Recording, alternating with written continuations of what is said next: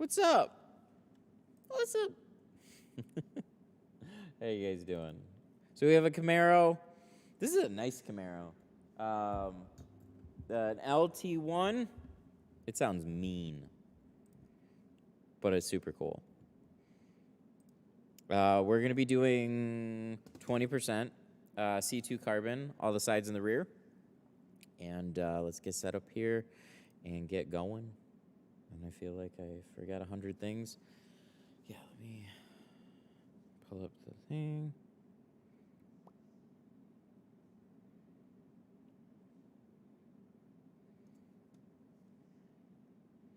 Thank you, YouTube, for actually showing me where my live streams are now.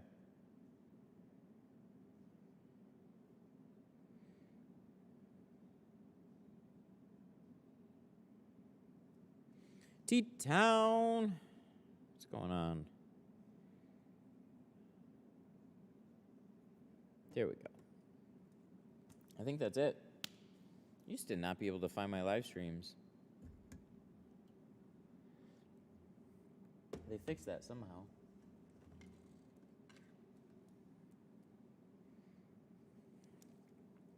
All right, let's set this guy up.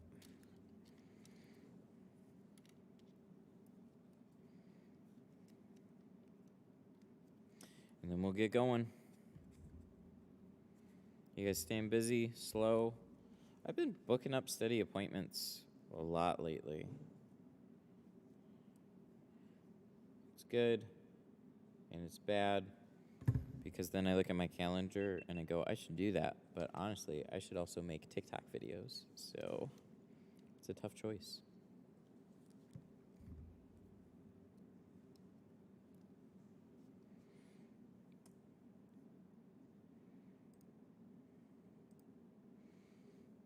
How much for 2 windows? 2 windows, I start at $120 for the front. Had a bug no-show, so mad, but I guess I get to keep 40 unless something I felt bad about. Maybe I'll give them another chance.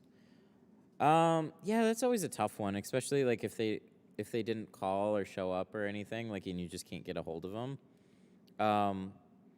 Yeah, I'm never one to like keep deposits, but I very rarely run into that situation. I've only had like one person not show up off a deposit. Usually people call in advance and stuff, but it's bound to happen. Do you file windows occasionally? No, I haven't done it. We just had a lesson from Marco not long ago, though. DC. I just put in my order for Glass 8 and Tint slip solution yesterday. Nice. That should be packed up and ready to go today. Nice car. Yeah, man. Yeah, this thing is sweet. I like what you did with the red seatbelts. Like, the red accents are really cool. It looks good. Looks really good. What is the best beginner's plotter you recommend starting tinting with easier setup? So, if you want a decent, cheaper plotter, the Workhorse One Tint software. Oh, is that not open yet? Hang on, let me open something. Tint software. Plotter software. There we go. Yeah, go to Plotter Depot, and then they have the Workhorse 1 and 2. Those are going to be the best budget machines that I've seen.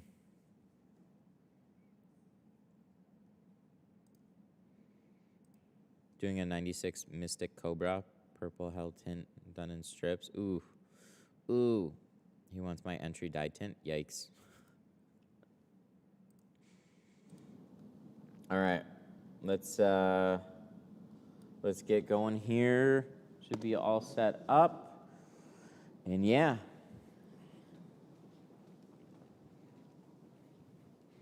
Look at this thing. We got to do a little walk around. I was already trying to figure out what to do with the inside here. I like the red accents. I like the red seatbelts. This thing's cool. Really, really cool. The only unfortunate thing about tinting one of these is you have very, very little space in the back. So with this headset, we're going to do our best to make it work. For such a smaller window, they make it a pain in the ass in other ways. But other than that, we're going to be pretty straightforward on this. We'll just put these as far forward and lean them forward as much as we can. We've done it before. We can do it again. Yeah, they don't really go very far forward. Love seeing another LT1. Cool. 24 Denali HD door panel removal may help. Have one coming in today. Interesting. Yeah, those shouldn't be too hard to tint anyways. I use DigiCut software, and it's the same one as you. It just has a different name. Yep, you have the same database. Are you doing the windshield? We're not doing the windshield today. We might do it at a later date. This is just going to be all the sides and the rear.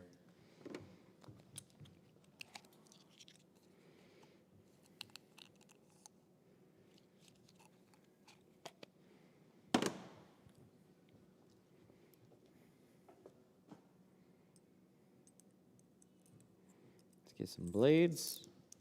Let's get some film. Let's get started. All right, 20 carbon.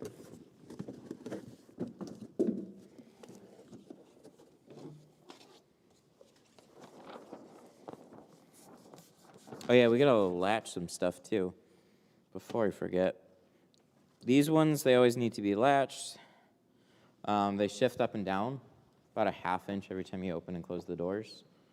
So, just a pen or something, just trip the latch here. Then it'll think that the door is closed, so don't close them. But this will think that it's closed. And then sometimes I'll lock it, so that way when I pull on the handle, like if I pull on this handle, it's not gonna roll them down accidentally or anything. All right, should be good.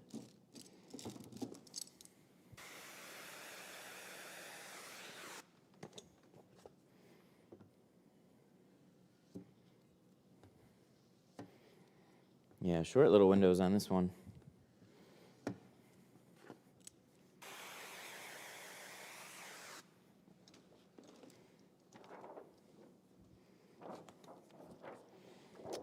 Do you need a shop to order Geo? No, you don't. You can just set up an account and order. You can order at 313tint.com, or you can order it at GeoShield's own website. Same process.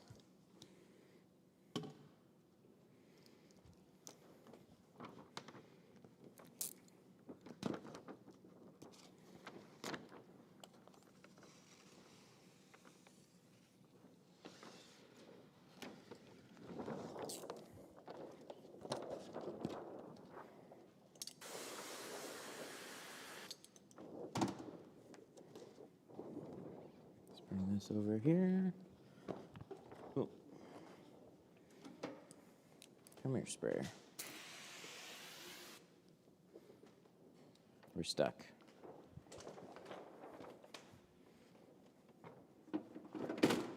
There we go.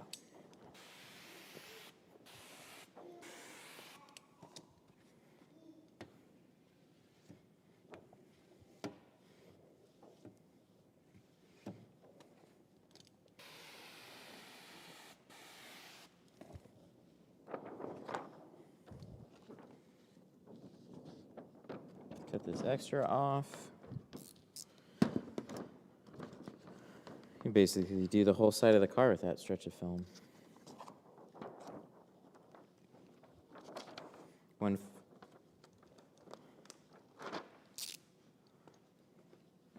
No, exactly what you said. So when you're filing, you're gonna heat up the whole thing, dry it out, and then you leave it overlapped a little bit, and just have a nice flat upwards angle, and just kind of work it.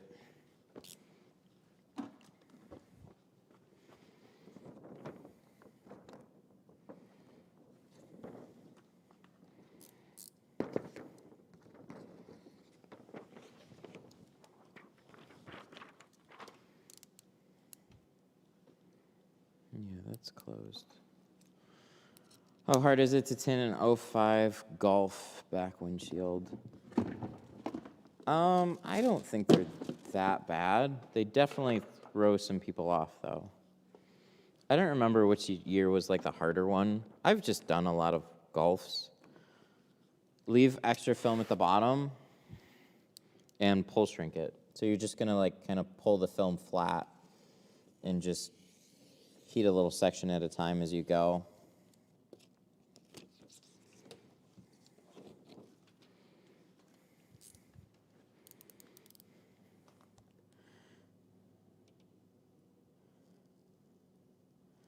I saw your video the other day. I followed it to T. However, I still got a little finger on the side. Okay. Don't sweat a little itty-bitty guy. Because the goal of shrinking is to get everything to lay flat. But if you're talking about one of, like a little finger on the side, you can touch that up on the inside. If you have glass aid there too, that keeps the film raised. That lets a little air back in. So if it's like a real tight small finger, yeah, it's probably not going to lay down super easy on the inside. But if you just have something real small, what'll happen is a real small finger down here will then turn into a much wider finger up here, so there's more to shrink. So I know how to handle something like that, and it's not a big deal to just like push it up and shrink that area out. But it definitely throws some people off, especially when you're newer. So I'd say don't fuss over it too much. If you have a little guy, as soon as you peel the film, stick it on the inside, you have glue there, and that's going to hold that finger down. So even when it might pop up after you install it, you're just going to heat up that area with a heat gun, let it dry a little bit, and then press it down, and it'll go away.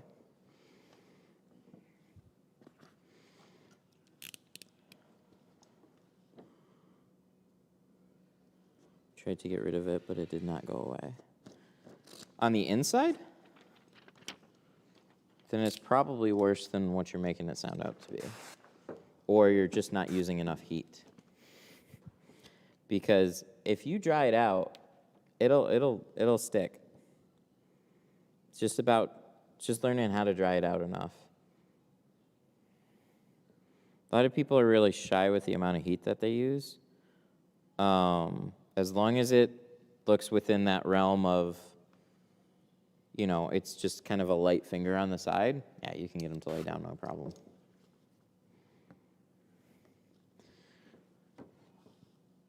I would say take a picture, post it in the group so I can see what's going on. There's only so much I can tell from over text. It's a hard thing to explain. A lot of little nuance in it. Thoughts on the Steinel heat gun? Oh, it's good. I'm trying to figure out what is the best bang for your buck on that heat gun. So the one that we tried it on stream, and that was the 2320. So I know of like there's pretty much 4 guns to pay attention to right now.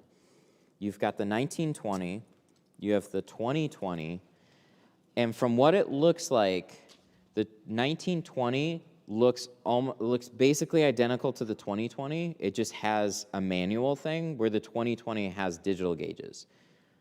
I don't know if the heat output is identical though, and that's what I'm gonna figure out. So I ordered a 1920. It's about $150. The 2020, that was recommended to me. I think that's a little bit more expensive. I think more along the range of like, I don't know, I have to look it up again. I think it's a little over 200 or something. And then the one we used on stream, and that you might have seen in the Facebook group was the 2320. That's a $300 heat gun. And man, that thing cooks. There is a noticeable difference with the amount of heat that just comes out of it. It's almost like having a torch. I've got the heat gun pulled farther away from the glass, and I'm moving faster than I would with a Wagner. It's well worth the money. The only thing is it's a bit slow to warm up, so it's not as instantaneous, but so we would often turn it on and let it warm up for a little bit.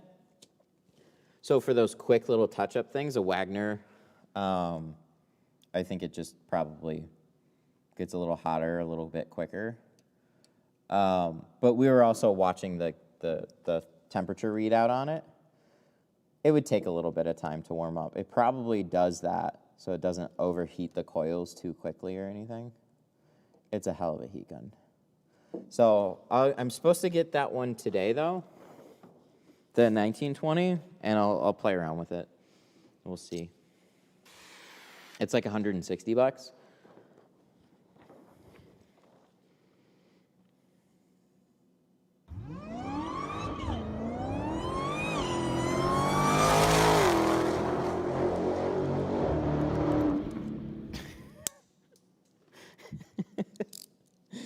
Daniel Reyna, what's up, man?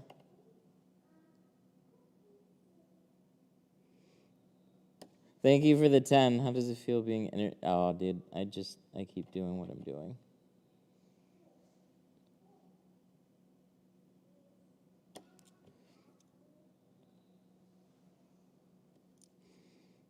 When you have to still explain to people what you do, you're still plenty unfamous.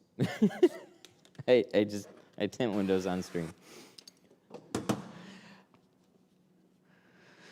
How does that compare to the Fusion Tools heat gun? Oh, it's infinitely better.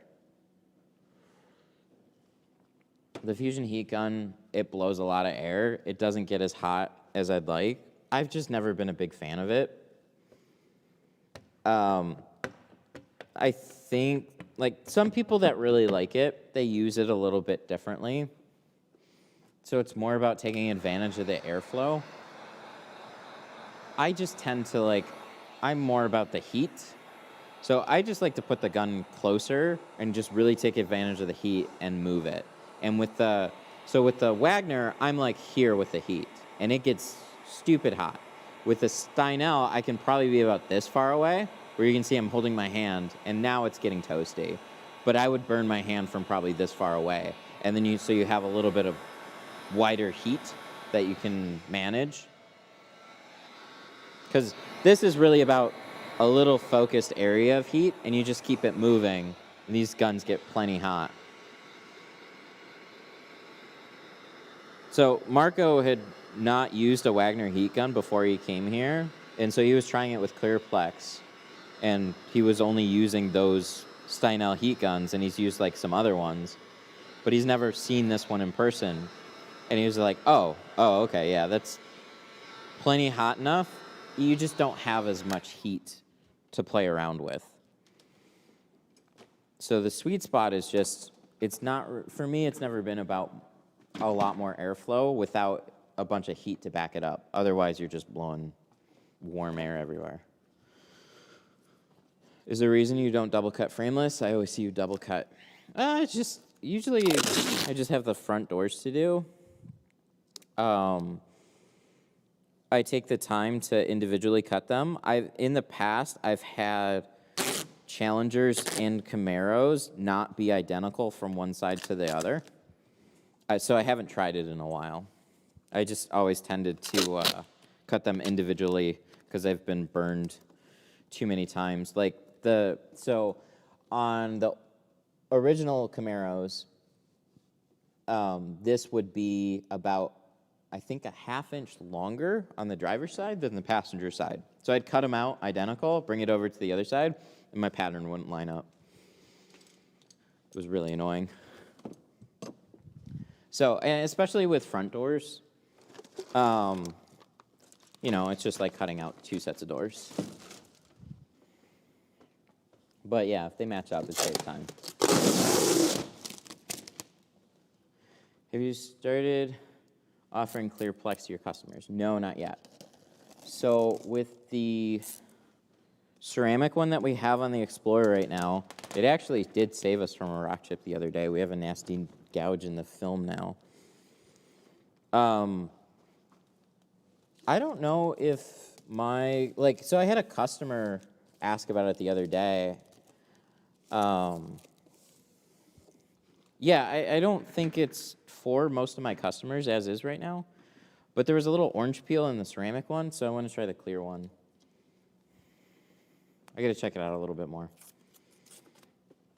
I always do a lot of testing on stuff before I start selling it.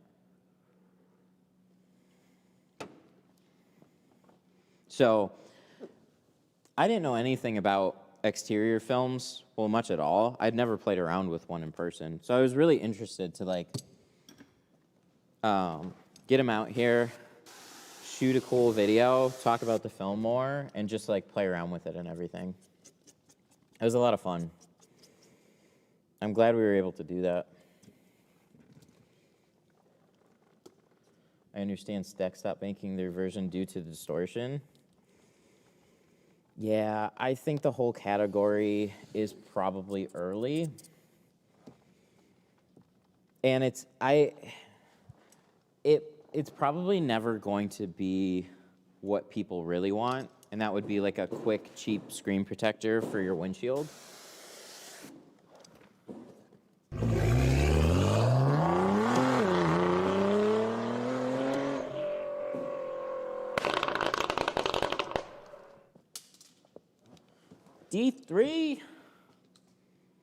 D3 with the 20. Next time you have a class, I'll come up and you don't have to pay me.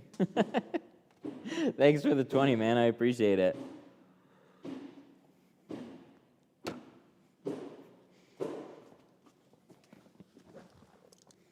Yeah, man, you're welcome to come by. Did you pay to have Marco come out here? No, they sent him out here. I don't know how much he costs. So part of the arrangement right now he's got going on with Madico is he is an installer for their film. So as a company, it would make a lot of sense just to send them out for free if that shop is a good account and looking to bring in Clearplex. But other than that, I'm not sure what he charges offhand. I forgot. I just don't remember. But you can go to thefilmtrainer.com and find out.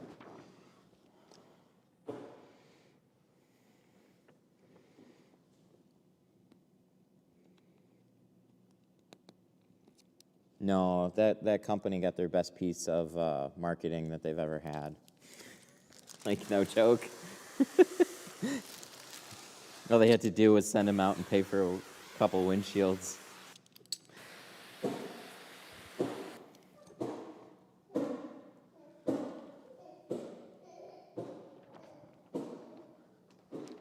We'll see if other opportunities pop up like that, though.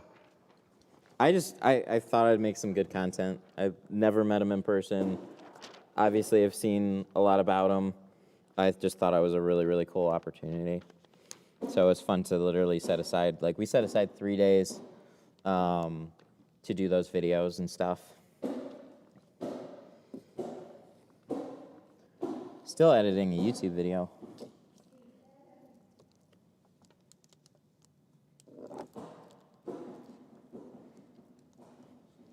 That shot's outside. That shot's inside. I think my son's having a good time today. I feel like I'm tall. Oh, is this broken? Is that why? Oh, there we go. It was just stuck. There we go.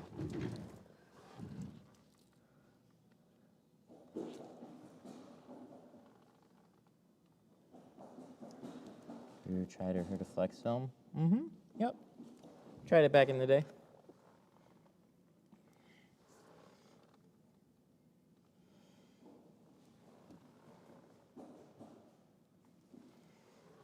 If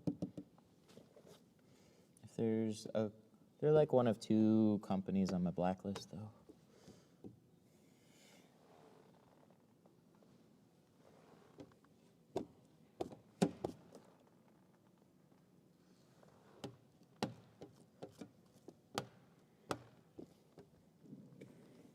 Dang, that worked out nice.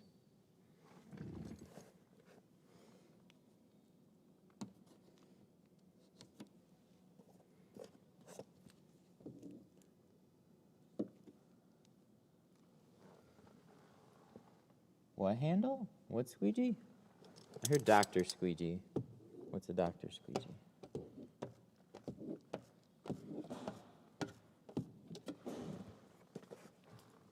Make sure that didn't slide over or anything. Still got a little bit of slide on it. Yeah, I don't need to put... So I'm still running 3 ounces. Camaro's not a window I really had any sticking issues with either, so...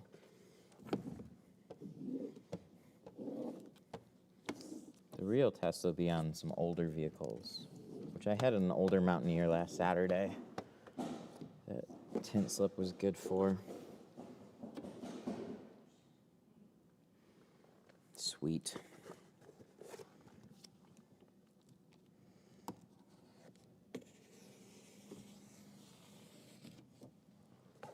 Looking good. Make sure we get all that water out.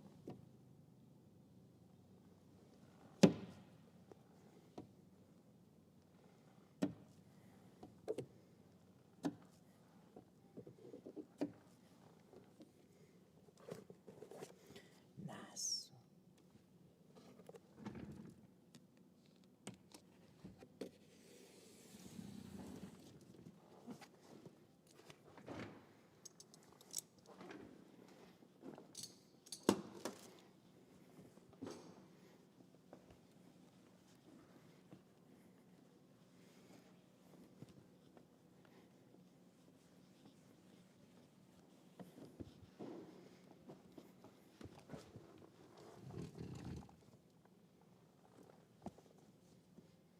Whew. That is nice. Finally got my first roll from Geo. Cool. What'd you get?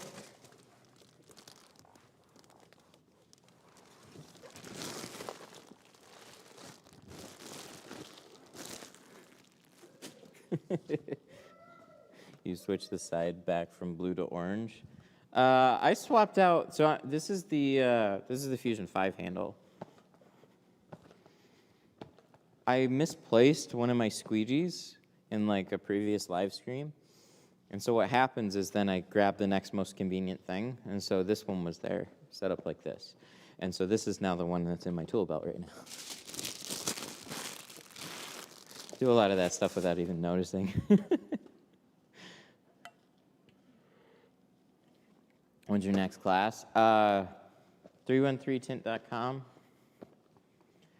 I think it's either the 17th, 18th, and 19th, or the 16th, 17th, 18th of March.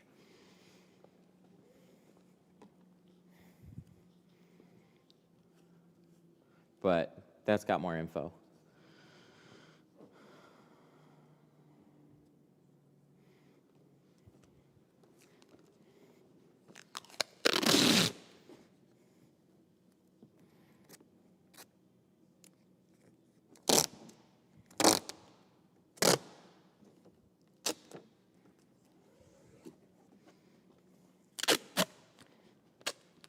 Have you done a 23 Nissan Ariya? I have not. I don't get that many Nissans. I've done a few of the newer Rogues, which has like that annoying plastic strip, which I don't understand. I don't even know what an Ariya looks like.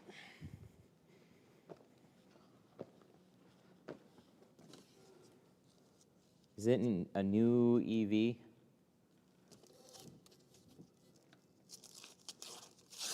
Pro Nano 35 is the one I got. Oh, cool. Pro Nano is nice. Let me open this one up. This one's been sitting here like this, and every time I see it, I could just go to the other one because it's already open. There we go. But this will be the last of the carpet shield. Any tips on tinting campers? No, I don't do campers. They just don't come here. So I don't have a lot of tips for them.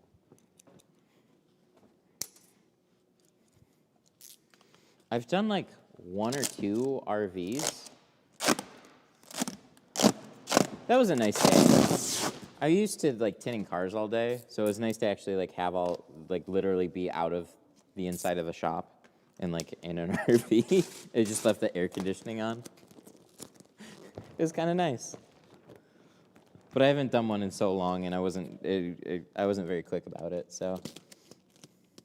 It's like tinting a house. It's just a little out of my wheelhouse.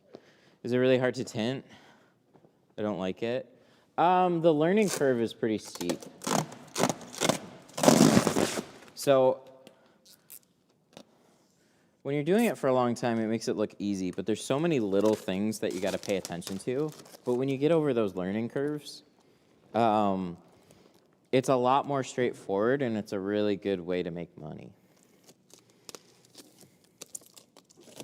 But that's one reason a lot of people charge what they charge is, yeah, we use better films, yeah, we take our time and we make sure things turn out well, but there's not a ton of people that can do a great job. And it's tedious to learn, so you charge for that skill. But it's nice, too, because it's got a fast turnover rate. What's the type of plastic and combo that you're using? It's going to be outdated in a couple weeks. But I'm using our seal guard tape and then the what is called carpet shield. That's been going on for like 3 years now. But they just raised the price. They raised the price from $30 a roll for that plastic. It was just supposed to be an inexpensive way to cover up the door panels. That's all it was. But they raised it from $30 to $50 a roll, and then I'm like, okay, I'm not buying this anymore.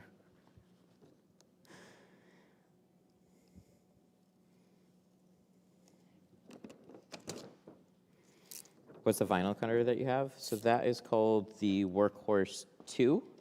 Yeah, you can cut out all your film patterns and stuff on it. It's a handy machine. There's the Workhorse 1 over in the back corner. It's collecting dust. Both of them are good machines. The Workhorse 2, honestly, like the biggest difference is going to be like just build quality. It's got a few more rollers, but you don't need them for window tint. So rollers are in basically the same positions.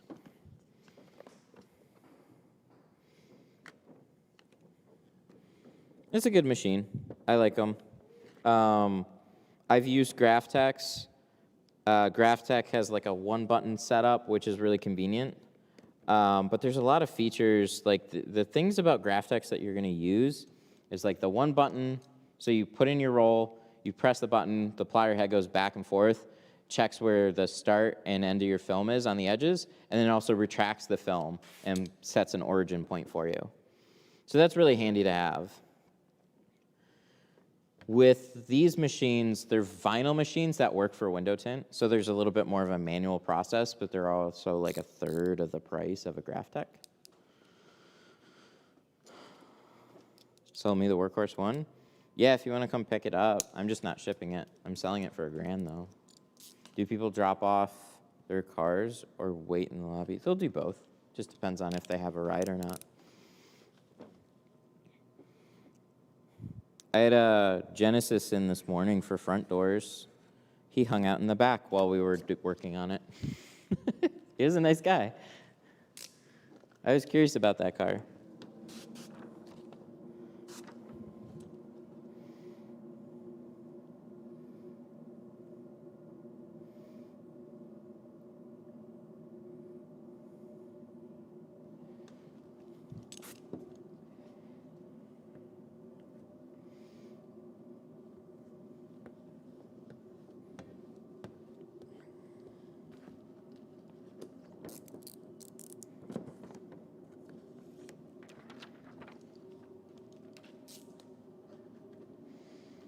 But yeah, they're nice machines. They're cool to have. I don't use them as much as somebody with a plotter probably should, but they definitely come in handy. I feel like this is too far over. It'll be fine. It definitely is too far over.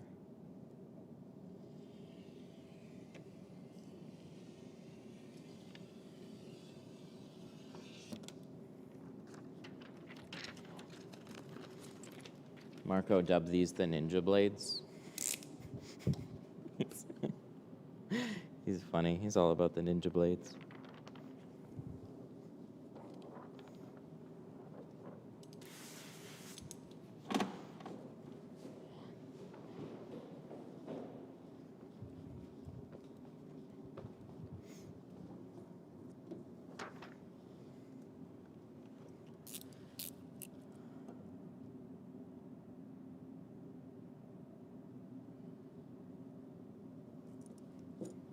That guy. This one we'll double check on the car. This one's got a pretty rounded top corner. Just kind of like guesstimate, and then we'll match it up on the car.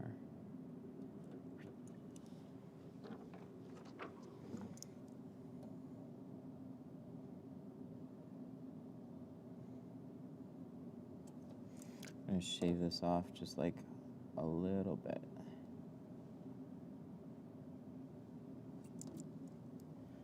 It's a little long. There we go. Straighten this out a little more.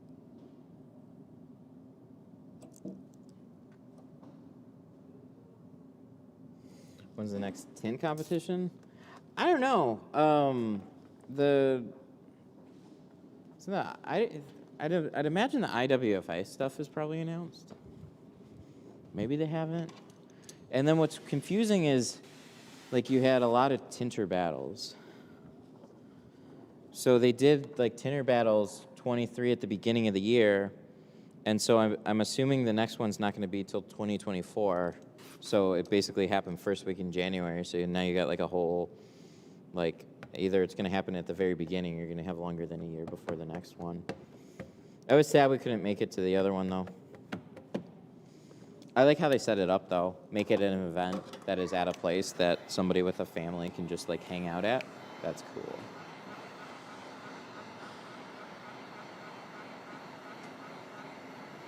Did you do dollops before you did tint? What do you mean?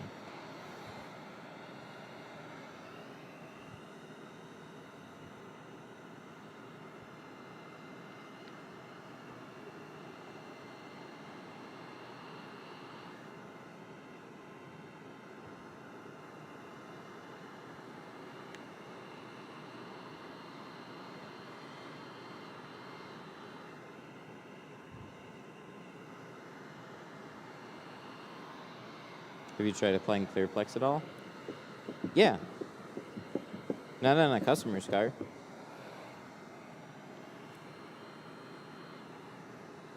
Just on my own stuff.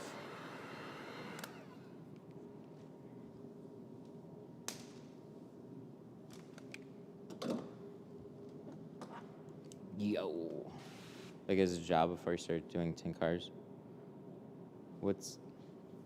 No, I don't understand what dollops is.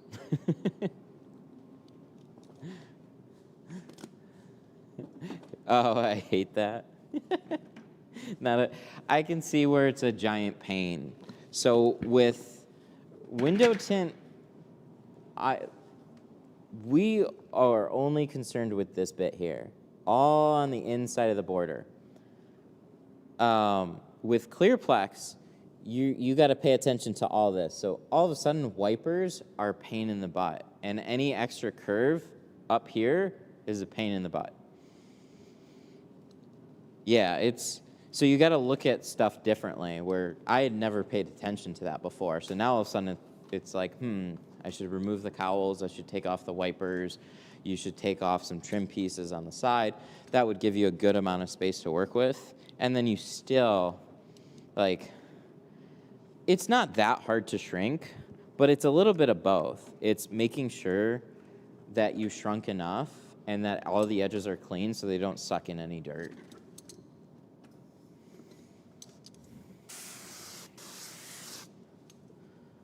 Oh, buffing cars and detailing. I actually did. So not to the level that they're at now.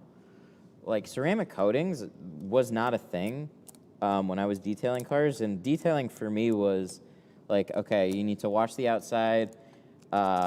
You need to vacuum the inside, do an extraction.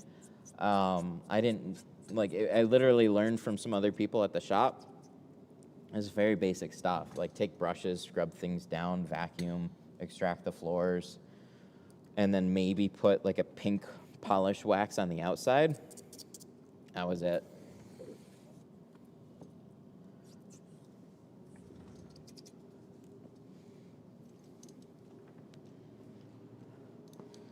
Scares me. I've never busted issue. So as somebody who has just recently broke some windshields, purposefully, let me tell you, they are stupid strong. A good windshield is actually like ridiculously strong.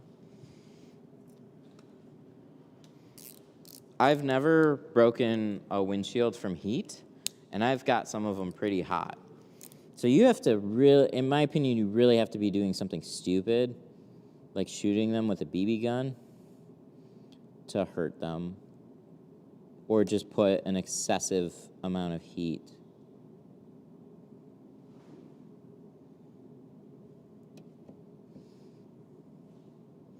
My faith in glass is minimal. Yeah, I don't blame you, but I'm genuinely surprised. With aftermarket stuff, I mean, it's always, you don't know until you've actually broke it, but I'm just genuinely surprised how well they've actually held up.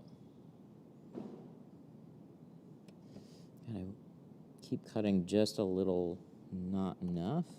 Just need to do a little more.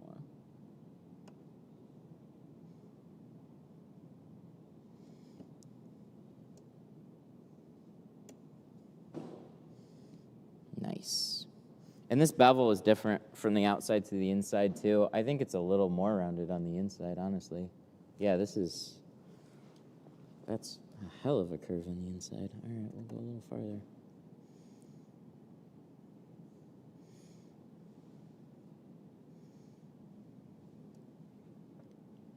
All right, let's stop there. That should be good.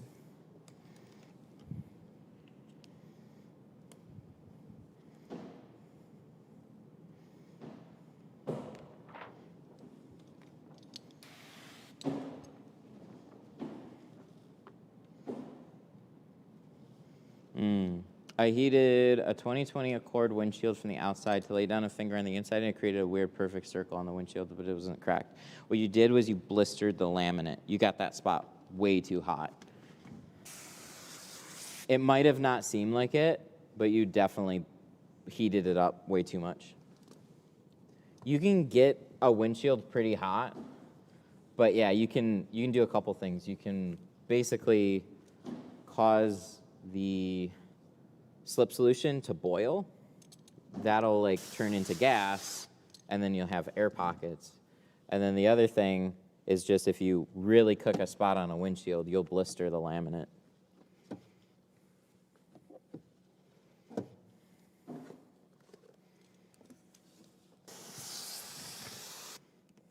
So I've gotten them plenty hot, but always be careful with focused spots on a windshield. And just keep in mind, you only need to heat it up hot enough so that spot is hot to touch. And then it's a matter of waiting.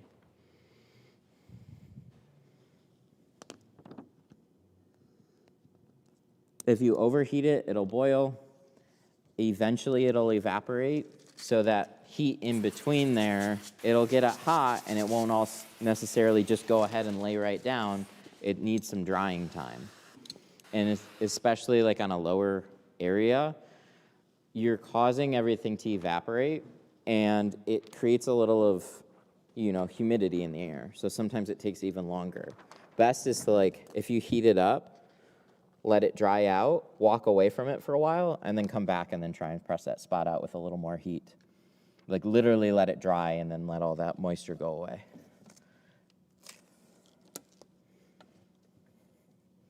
Because I have sat there on lots of back windows, like especially a Charger back window, and there'd be like a little finger that pops up at the bottom along the side, and I would sit there for like a half an hour trying to get that friggin' spot to go away.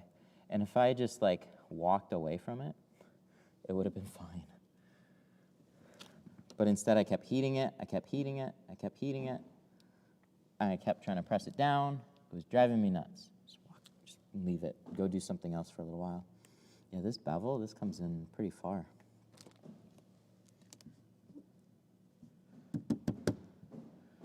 They went a little nuts on rounding this window off.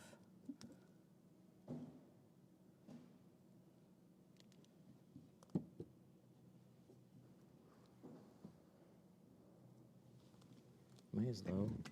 Yeah, this is as low as I get.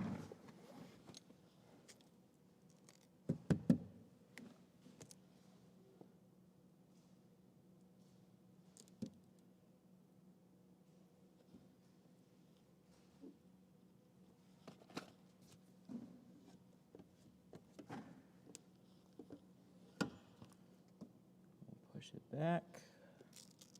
Yeah, that's pretty good. One more. Nice, nice, nice. All right, that should do it. Let's just keep it there.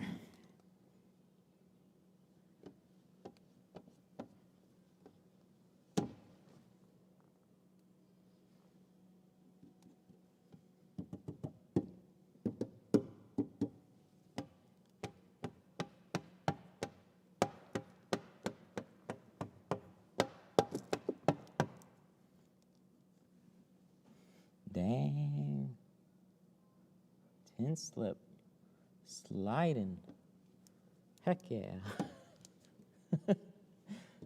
I'm happy because this is more than enough and I can back off. I'm still at 3 ounces and it's still letting go a little bit. That's awesome. It'll dry out 100%. Just make sure it doesn't walk before it all of a sudden then starts to tack up. That's the worst. When you get it in a spot that you don't want. Let's just heat it.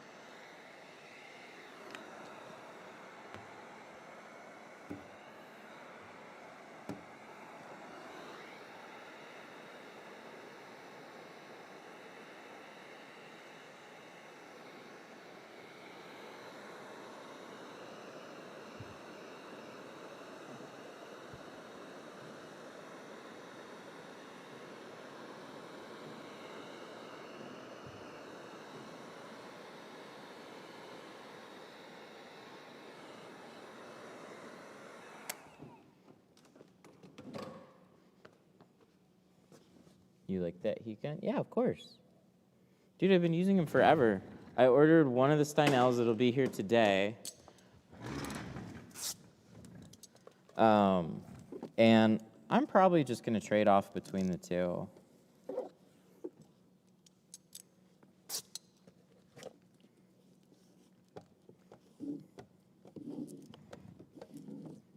Mine is trash. They used to be, they're still awesome. So they feel like a toy for sure. If you pick up like a Porter cable, those feel like a heftier gun. But Porter cables, they don't get hotter. They just blow more air. So I felt like I was doing more, and then I timed it and did side by side, and I didn't shrink any faster. For a heat gun, I think you either have a preference between a Porter cable and a Wagner. It's just whichever one you like. And then up from there, like there's probably a couple more in like the real cheap category. Up from there, I think you're going straight into a Steinel. Because anything that's $100 doesn't get any hotter. They just have features. but we don't need features. So like if you're doing electrical work, if you're stripping paint, yeah, like having heat adjustments is nice. But for tinting windows, we just need to, that heat gun just needs to get as hot as it'll get. And then you can control your heat with distance. It's pretty easy to do.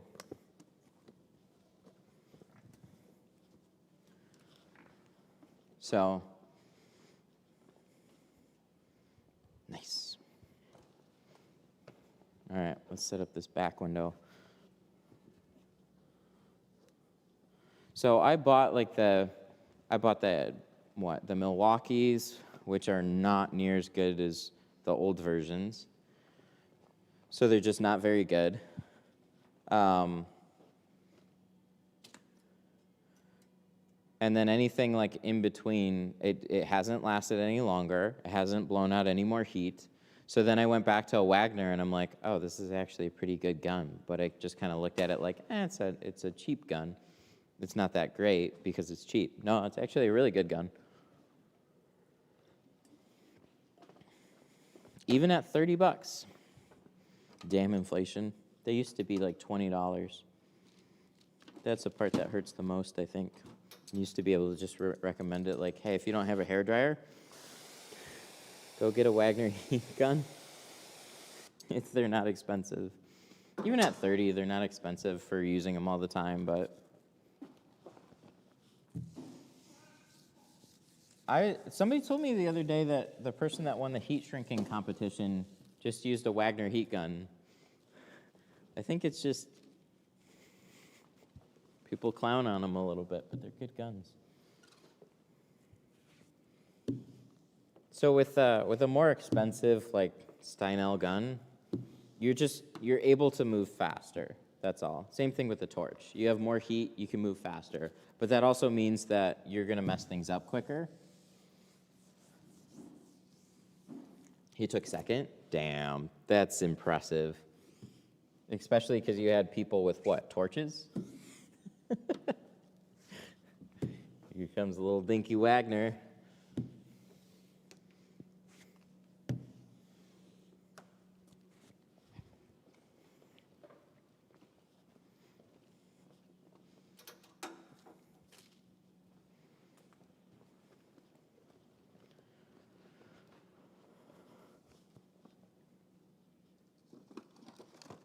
All right.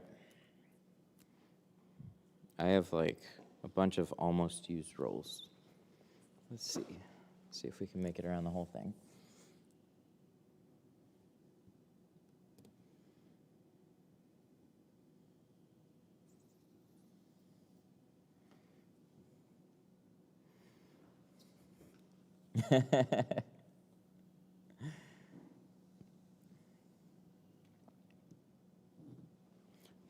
I got two Wagners, strap them together, and now you have a super gun. Yep. I've seen some people do that. It makes sense. You need more heat, you need a wider heat band, and then you can just move faster. I just started a tint business. Any recommendations on keeping dirt out of the sides? So if you're doing like a 2-stage install like I do, I tape the side seals. That helps a bunch. The biggest thing is just having a pretty straightforward process for installing. So the more that you struggle to tuck the film into the sides, the more messed up it's going to get. But I think the biggest things that new people mess up is they cut the bottoms too long, they cut the sides too wide, and then you're trying to push a ton of film into the sides and the bottom. You don't need to. Just a little bit into the side edges, little past the bottom seal, tape up the sides, and then it'll help a bunch.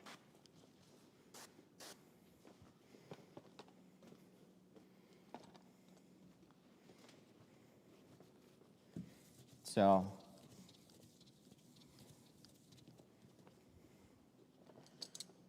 that's usually like the biggest mistake that I saw people do at the classes.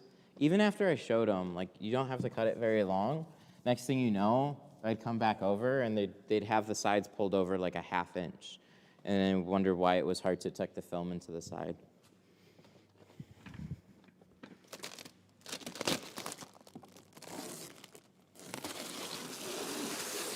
He put the tape on so straight. I've had a lot of practice with that stuff now. So with the Glass Aid tape, a couple helpful things too that'll just help speed it up when you're trying to apply it. You can pull a stretch of it out.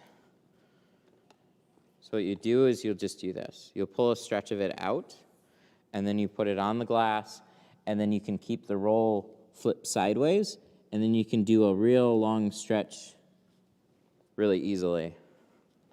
Not just little bits at a time, and then you can put it on a little bit faster.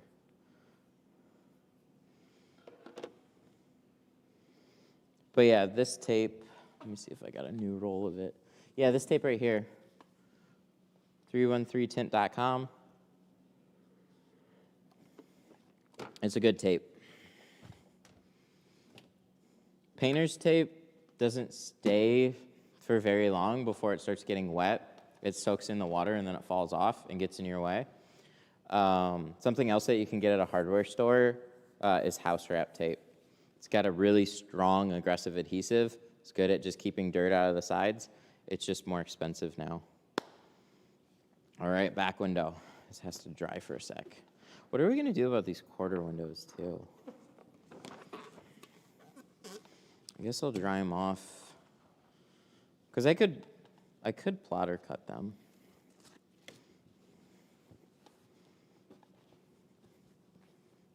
So this has vinyl over the outside. So what you can't do is just cut right on top of it. A couple things that you could do, you could either take a Sharpie, mark your pattern. You could cut them out on a plotter.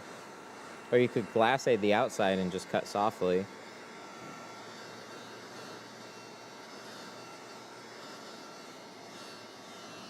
Yeah, masking tape is why I didn't.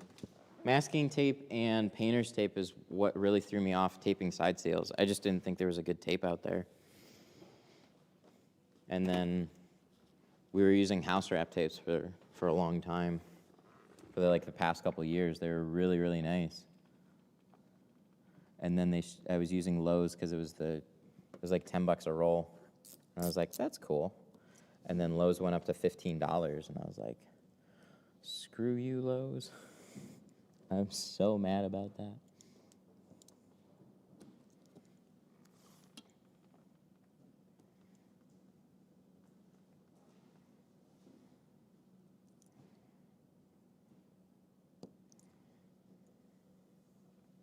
Yep, this should be okay.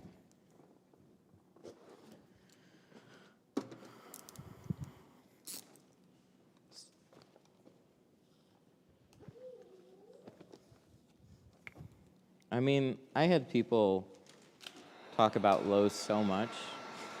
It was so annoying. Where do you get the Lowe's tape from? Was like a question I had every time I streamed, multiple times a stream. What Lowe's tape is that? Where do you get the Lowe's tape?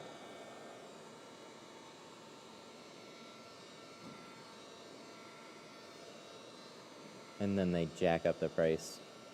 Damn you, Lowe's. Had a good thing going there.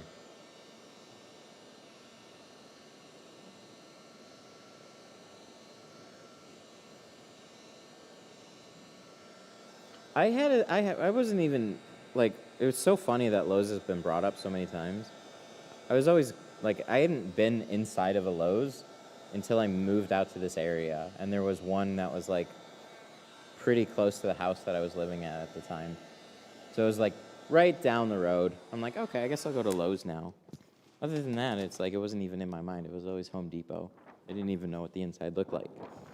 They're basically the same, though.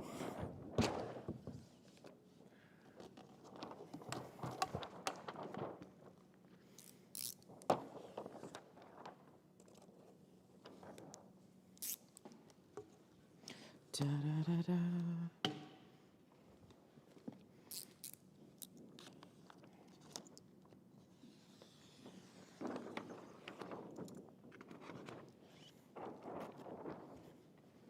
Yep, never been in one. Kind of like Walmart. I was in my 20s. I think it was either late teen, like 18, 19, or early 20s. Yeah, because I was going to aviation mechanics school at the time. So we have Meijer up here. I never had a reason to go into Walmart. It was always Meijer. So I just had never been into Walmart until I was like at least probably almost 20. Now I've been in a Walmart a ton of times now. It doesn't matter. It's just kind of funny. Kind of freaked me out in the beginning though. Meijer's like Walmart, just way more calm. Sometimes Walmart is just crazy.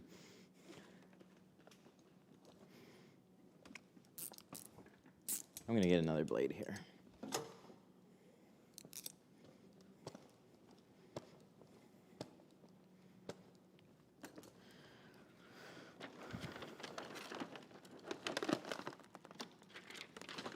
Scary holding equipment over here? Nah. Just be careful.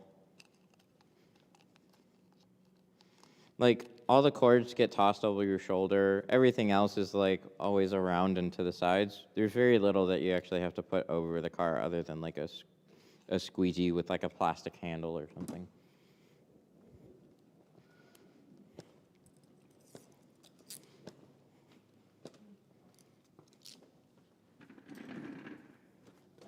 Okay.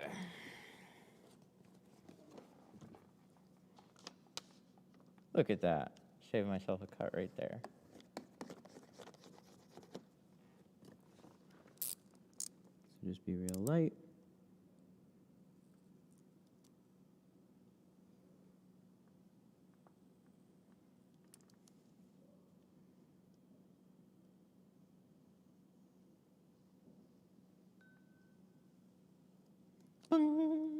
What's up? Oh, there's no order. That's cool. Thank you. Printer. There it goes. Ta-da-da-da. So this is for this side, actually. And then we can swap this around. Look at that. We got enough for the other side. Huh. Matches up perfectly.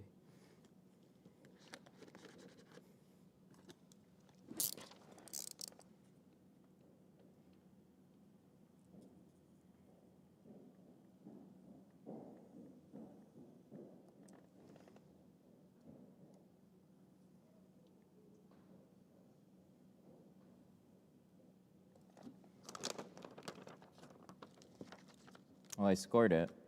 I definitely didn't push through. Sometimes that happens.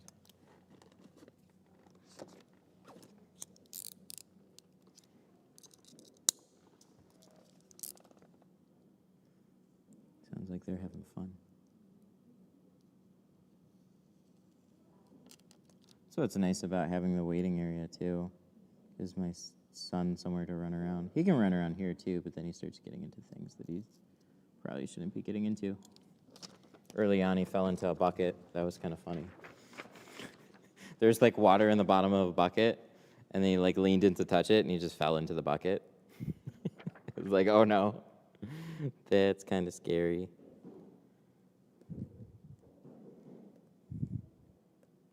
There we go.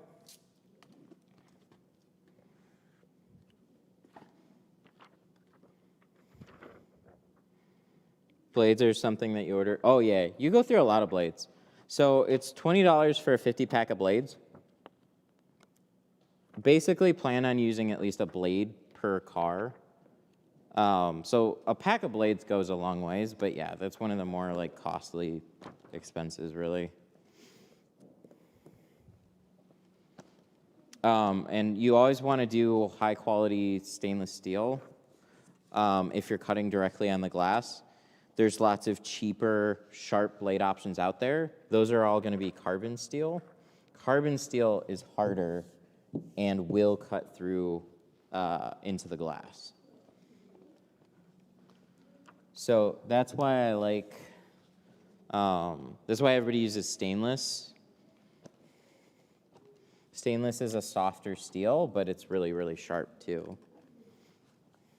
So the only reason that people can cut on most glass with it is that it's got a similar hardness to the glass. But if your blade dulls out a little bit, you put too much pressure, or it's just cheap glass, yeah, you'll put a score in it. And you won't know until, you know, you pull away whatever you're cutting, and then you see a little score there. And that's a bad day.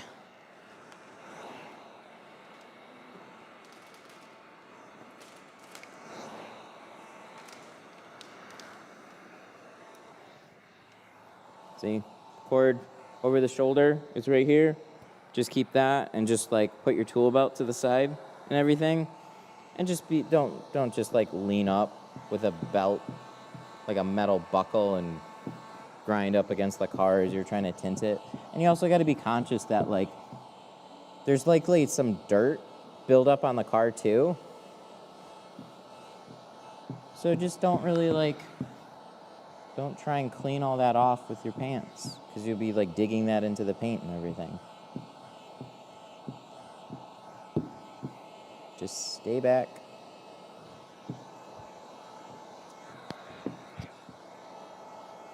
And if you have a hard time reaching over, get a little step.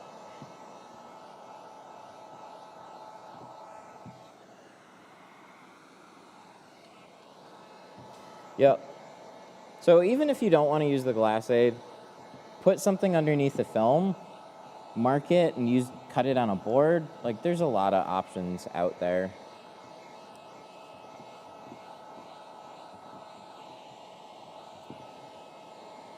Glass aid for me is always the most convenient, because you take the time to put it on, but then you can see that line. So it's a 2-for-1 there.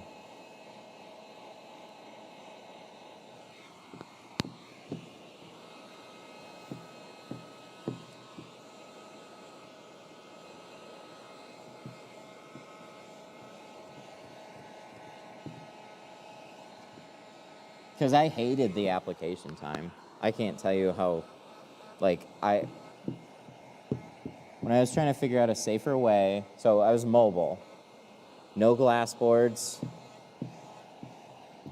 I tried the plastic button method where you put something underneath. I almost thought for a little like you can use a shank in a similar way, which is kind of nice too. So you just watch. So you can sneak the shank in here, and then you have something to hold. Put that, and then you can just like try and keep the two going together. And then you have a little bit more control over it without trying to slide a button underneath.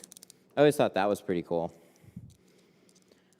Or you could mark it and I guess take a pair of scissors, but with a pair of scissors it's slow, and then it's harder to make intricate cuts with a pair of scissors. So when you're cutting out like a mirror cutout and whatnot, you're not doing that with scissors.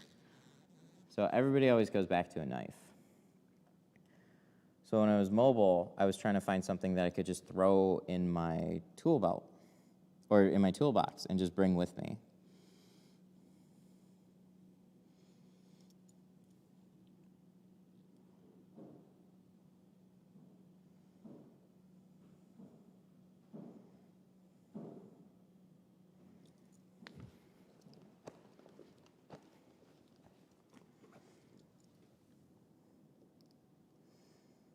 But we're getting to the not fun part of this car. The not fun part of this car is going to be tinting the inside of this back window. And there's just no space. You'll see. Everything else is great. Everything else is, oh, that looks fun, cool, easy. And then you get to this back window, and it's small, it's not a big one. They give you no space.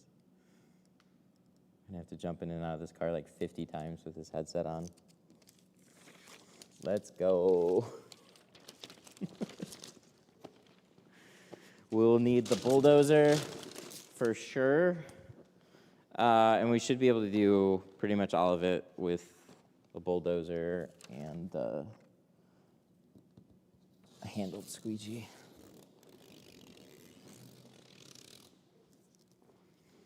There we go. It's all cut. It's ready to go. Just a little touch up. After I shrink it, this is just habit from, but it's really helpful too. And whether or not I'm using glass aid, touch up the top and the bottom.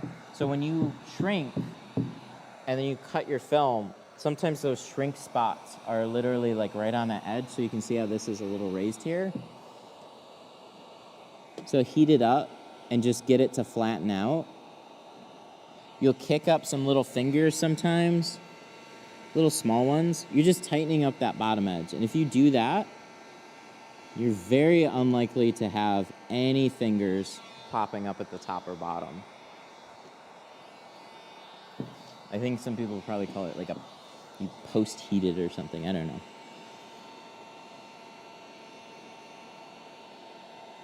Just that heat gun's about an inch away.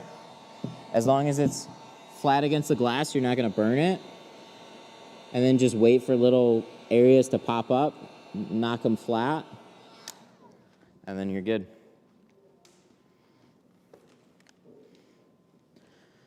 I tried to snap shrink. I wasted so much trying. Okay. Snap shrinking is kind of unique to get used to. What I see people do is like just not watching the videos. I got a video for you. Did you see the video in the Facebook group? There was somebody that just picked up the film right off the glass and just tried shrinking it right off the car. And it's like, no. Snap shrink is just, you lift it, you like pull it off the glass with a little bit of tension. But I posted a video in the Facebook group. That was a good one. Okay. If I remember, hopefully you can see the Facebook one. This car comes straight from the car wash. The car wash outside. He actually like apologized. He's like, sorry, I wanted this to be cleaner. And it's like, oh my God, no, this is like ridiculously clean already. But it's raining outside. Like, we had some pretty crazy thunderstorms last night, and it's still raining today. It was sunny for like a half hour this morning. Facebook group is window tint stuff on Facebook. The only annoying thing about the Facebook group is like it's so, like you post a video and if you don't see it that day, it gets washed down the feed. But it's stuff that I can't really post. I can't post it as a short because it's like two or 3 minutes long. I could post it on TikTok, but it wouldn't do well in its current state. So then I'd have to like post it on like an alternate TikTok. Kind of annoying how all these systems work.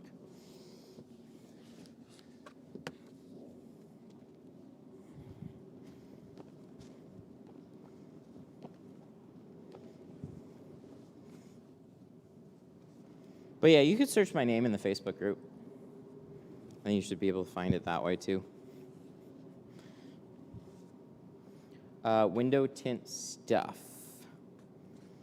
Maybe we should be Window Tint Studio on Facebook.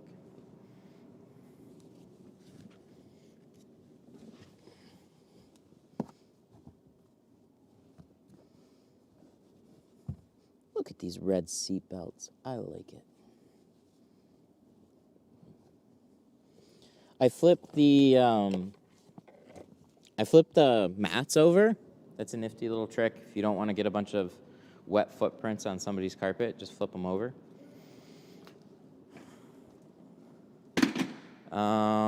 We need a bulldozer. I'll grab another towel for like the rears here. I don't have them there.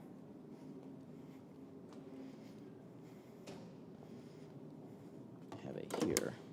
Yep, this guy. This guy will help everything. I'll grab another towel here.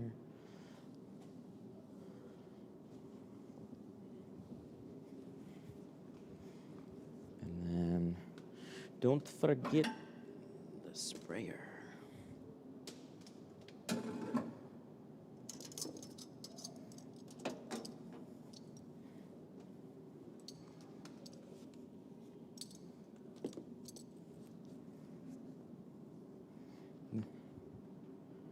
That, and then probably clay bar. Let's grab this guy. The naughty paddle. Sure.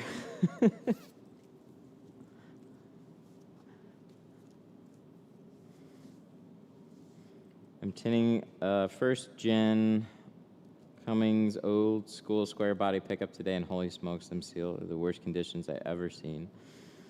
Yeah, that just doesn't sound like a fun thing. See, look at this. All right, we got to step in here. The only reason that they put back seats on this thing, look, my head is on the ceiling, is for insurance. It's just so they can sell it as a 4-seater. And so your insurance is cheaper, because that used to be a thing.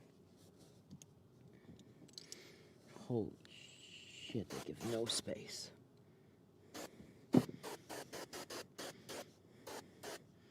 All right, a little spray. We will scrub down. Ow, there we go. I bet you guys can see better than I can right now.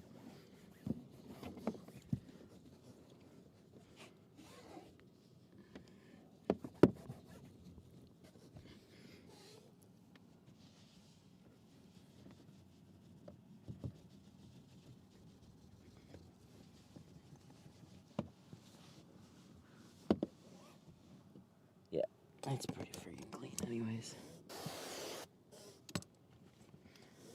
Okay. So what I do is I'll go one line at the top. I'll squeegee down as far as I can with something like this. That's as far as I can reach. Then a side swipe would help me get a little bit farther too. But I can only reach so far down with that. And then you're going all the way down with a bulldozer. So, let me go grab a couple things quick too. And then you're like, I'm being reborn. So you gotta do that with the film. Because these seats, oh, I got a little more space. Oh, these go up a little bit more than I give them credit for. Okay, cool. I got about 3 more inches now. Still not much.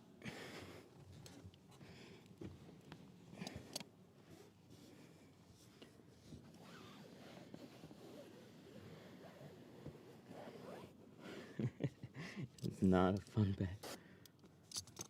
Not a fun back window. They're like, the older ones were so much easier. They were like this shape, this size, with more space, and then they did this. We'll get it. We'll definitely get it. We've done them. It's just funny how little. Like, even as a driver, you can't even like see out of this thing. It's so little. Like barely out the back.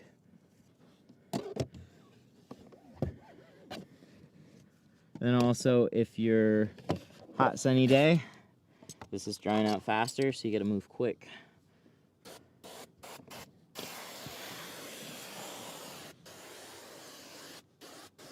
All right, let's do it.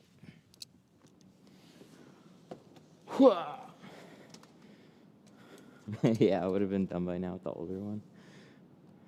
For sure.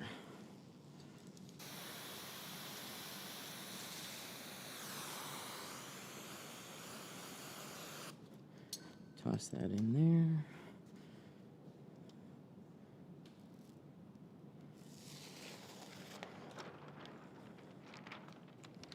We're still gonna Frankenstein it though. I don't know how anybody's gonna reverse roll that thing. But watch, we'll get it. Not touching anything. I'm all in. Swing it this way. Swing your foot over the center. Then we're gonna do the tint limbo. Just like that. So easy. I'm just kidding, it's not. It's not that easy.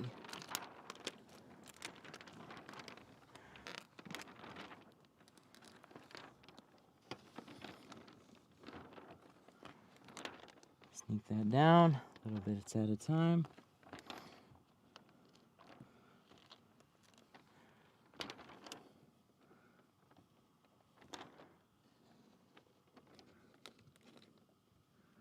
So your real clue that you're at the bottom is going to be watching the top. So if your top edges are just barely covering and you have a nice border on your whole film, then you're covered at the very bottom. And then just keep it in the same place and work on squeegeeing it all out.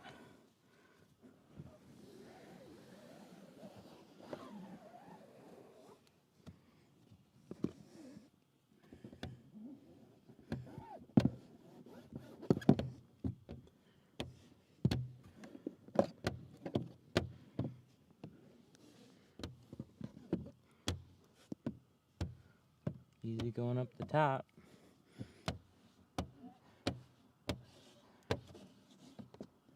So especially on a hot day, I'm going to push as much film down as I can.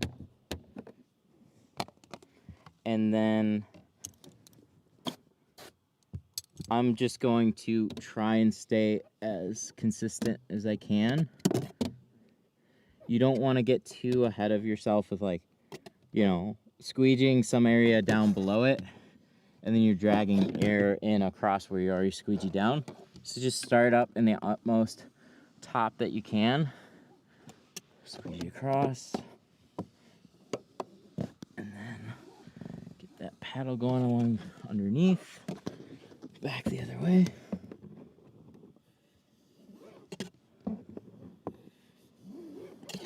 Alright, we'll see what we got. I'm going to get as much as I can. I want to check it to see if there's any spots that I missed, or if this pattern just looks bad and I have to redo it. Side swipe, I didn't, but it would be helpful to get a little extra, but I don't think you're going to get the side swipe all the way in the bottom. Bulldozer is going to reach farther. So you get it like a little extra push, but not much more. Not much more than that. Side swipe I'll use in a lot of other situations, though.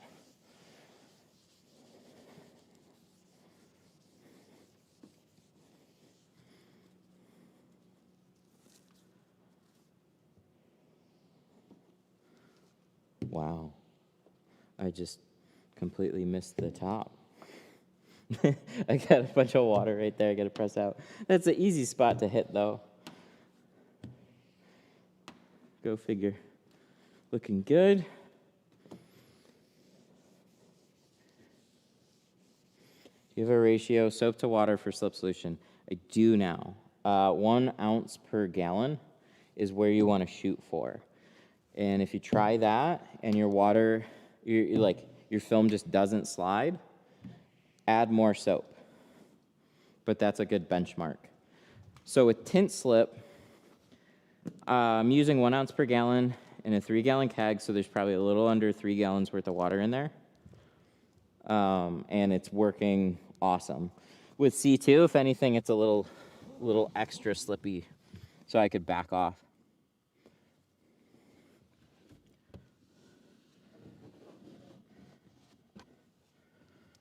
Sweet. Let's wipe this down. Same ratio for baby shampoo. Yeah, so there's a lot of little variables there, but yeah, that's generally the baseline you want to go with.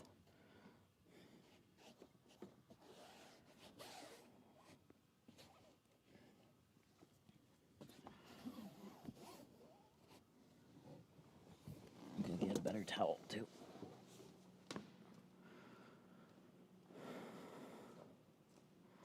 Sick. Yay, that looks good. All right, hard part's over. We still got to go in for the quarter windows. So we're not going in and out. But that's good. Back window's done. I was hoping to get these cleaned up before the stream today. Some of this stuff is all cleaned up, which is nice.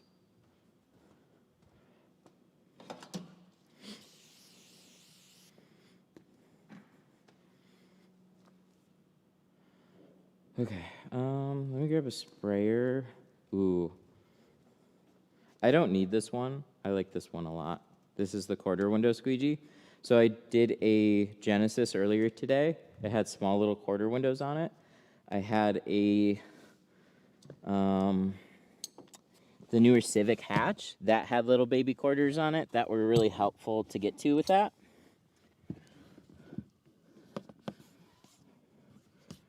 I'll show you why I like this one. You don't need that one on this car at all. You got plenty of space to work with, but I'll show you what I like about this little guy. If you guys can get a good angle here. Okay. Oh, hang on. There you go. Oh, more. There you go. Sun distributing.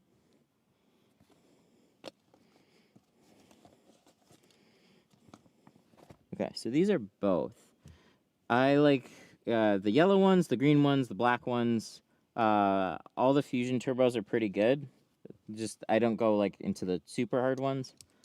So if you just missed it, and then you press and squeegee it from the top to the bottom, these turbos, these do a really good job of making sure everything's dry when you squeegee it.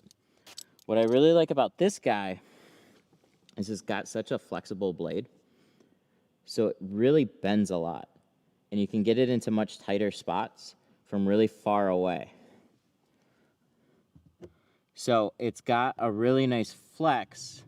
So those hard to reach quarters. So if I gotta like, I'm like, oh, I can just barely get my hands in. Something like this, I'm not gonna get a nice, good squeegee line at the top. That's where most of your dirt's gonna come from. But with this, it's silly, but it works really well. So I can reach like this far away. I can flex that blade and bend it along and actually get a really good swipe out of it. So again, it's not, you don't need it for this one. But man, I really, really like it. I'll try and bring up a video too that I shot for the Facebook group again. I'll show you the exact video where this thing came in so handy. So the other thing too is when you're trying to squeegee out one of these little quarter windows, you need to hold it and then you need to put some pressure on it with a squeegee blade. With this thing, what you can do is actually, you can get it to flex. You can get it to flex against the glass pretty well. So as long as your film is starting to tack up a little bit, you can get this to flex and just start like, just wiggling it against the film and it'll get it to start to grab. And then you just can squeegee out little bits at a time without squeegeeing the whole thing out. So it's a pretty friggin' cool squeegee set. You're only gonna use it a handful of times. But man, yeah, I like this thing. It's hilariously adorable. So it comes with two. They sell it in a set. It comes with two. I don't have this set up the right way. Okay, this is the proper setup. So they have one that is actually a, sorry, I didn't realize this was so high up. This one has a couple of screw holes here. This is a razor blade holder. So you can swap out the razor blade holder with this one. So it comes with one razor blade end and one squeegee end. It comes with a bunch of little adorable squeegee blades though. So they give you like uncropped and cropped blue and orange ones and everything. So there's or an orange set or whatever. I wish they had multiple of these ends rather than the razor blade ones, but you can swap these on both of them and it comes in a set. Sun Distributing. SunDistributingDirect.com, they carry them. It's a tool that I don't have. I don't think I'm going to carry it, but it's one of those like specialty sets that Sun Distributing brought in from Fusion that I've... This thing's adorable. It's just fun to use, and it actually helps out. It's nice to have that extra reach for the really small areas. Let me bring up that video too. I'll show you exactly why I wanted this squeegee.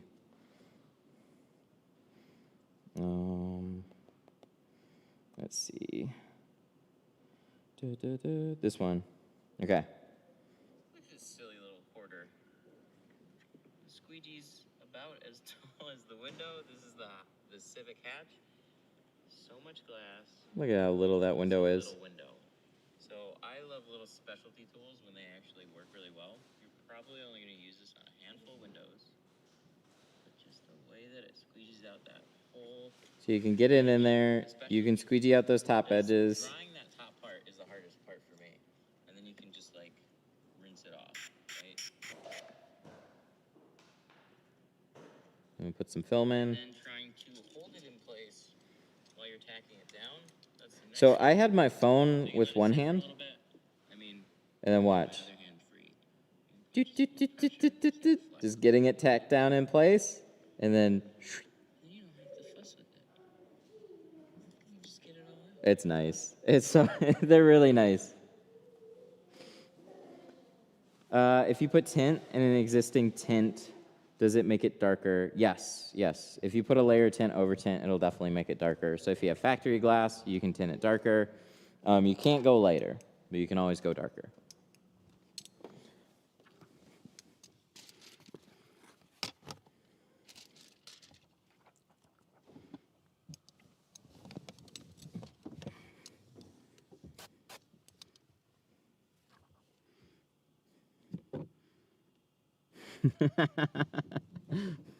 My wife said that's cute, isn't it?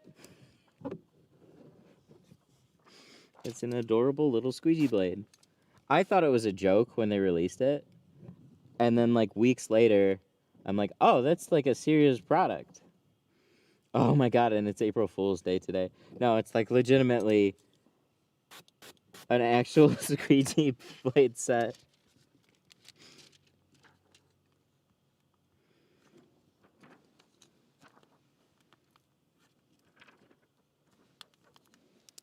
I get pleasantly surprised on that kind of stuff here and there, where I look at a tool and I immediately think, oh, that's kind of silly and dumb.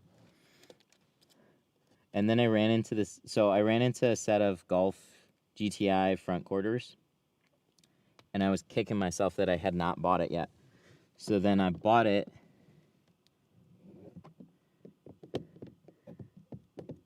It's out? God damn it. Check Tint Depot. They'd be another place that might have it.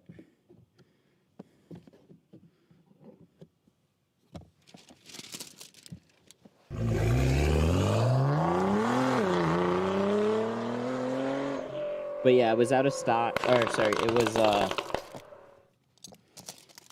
I didn't have it on that Golf. And I was kicking myself that I didn't have it. And that's where I'm like, all right, I'm going to have it for the next time that I do a Golf. And then I just had that like Civic come in here. And I was like, oh my God. Like even the customer mentioned how small the quarter window was. And I thought it was going to be like a regular small quarter. No, that thing was tiny, and that had a hard spot to reach. I never do Golf front quarters. Yeah, so I had a brand new one in the other day. And I actually had to remove the pillars to do those front quarters. I've always, like, the handful that I've had to do, I've done black vinyl. And I've done it on the outside. But this one just wouldn't have looked good with it. With the changes in the styling, it was brand friggin' new. And it didn't have any, like, black roof, no black accents on it. It was a kind of like an in-between color, so it wasn't even a black car. I think it would have just looked bad. So then I ended up pulling the newer pillars on it. And that was kind of a pain. But the quarter windows turned out really good. I would not recommend, like, it's not fun having to do that. Oh, it smells like poop. Did he poop? He pooped.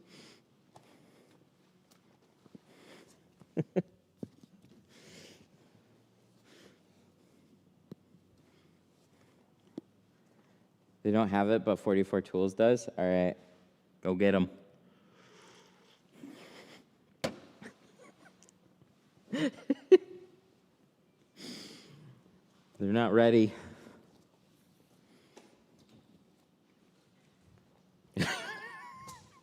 I'm pooping right now, too. Poop gang. Cool.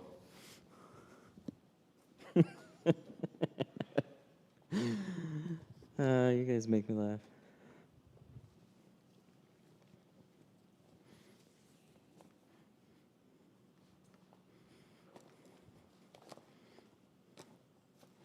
All right. Let's make sure this is all touched up. What's the fastest shrinking film in the Geo lineup? So it's going to be a close competition with most of them, with all of them. They're very similar.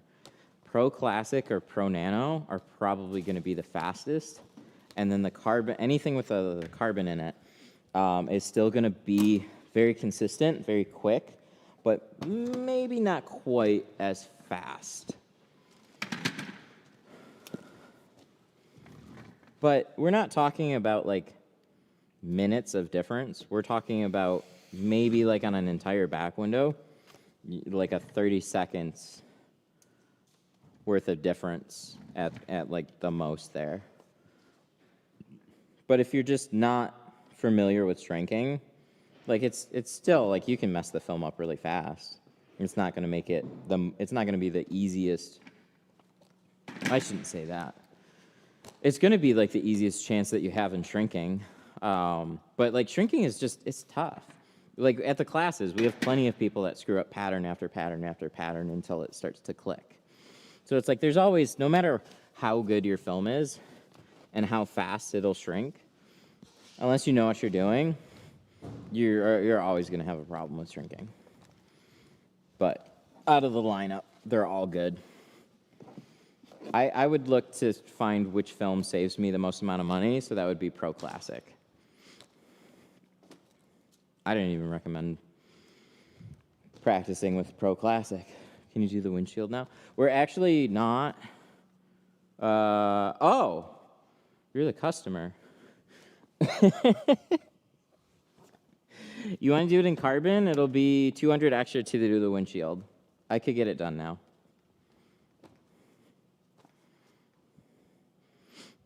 I would recommend 50% on it. So 50 is going to be the lightest that we have. That's the shade that I put on my Blazer too. 50 is really, really nice. But yeah, if you want to go with the windshield, we can do it.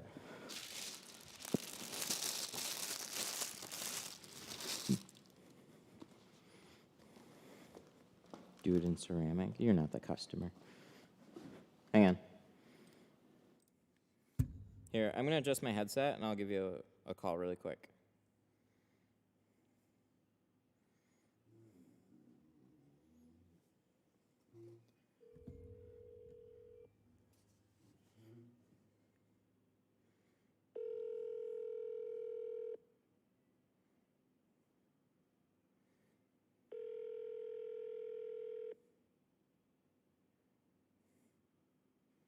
I gotta make sure, though.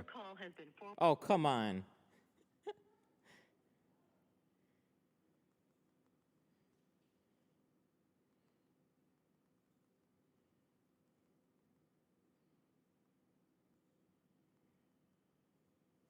Let me adjust my headset. I just gotta make sure it's actually the customer. I think it is. But if I do the whole windshield and it's not, we're gonna have like an interesting day. Oh my God. See the way this thing like falls over? That's what drives me the most crazy about trying to do a setup like this. Yes, sounds good. Okay, cool. Yep, we're good. I guess we're doing windshield now, 50%.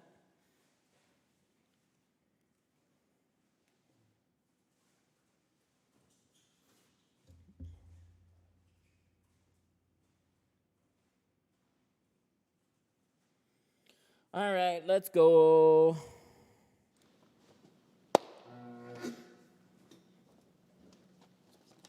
All right, I guess we got a windshield now.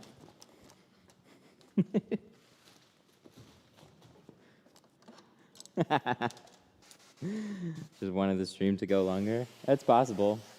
He said he really liked them, so that is super. That's always super cool to hear.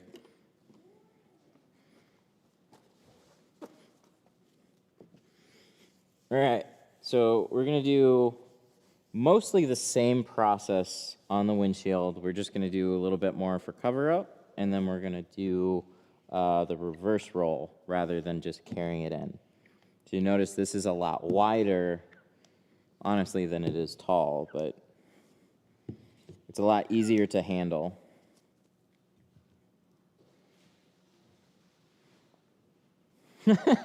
I just got a shipping confirmation. I didn't mean to put your wife to work. She wants the orders, right? It gives her something to do. So when you guys order, like, she came in here and was like, hey, that's fine. Throw a shank in his order. If anybody, she said, if anybody orders right now, they get a free shank. Oh, you ordered 3?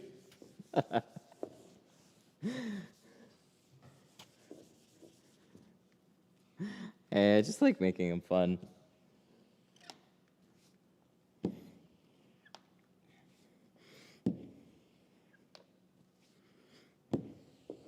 She's really quick at putting them together. So it's kind of funny. Like, over the weekend, so if orders don't get fulfilled on Saturday, over the weekend, the orders will kind of pile up. So sometimes we'll have like a ton when we come in on a Monday. But most of this week is like, when she gets here, like within an hour, they're all done, ready to go. She's like, that's it? Well, we're busy. We got things to do.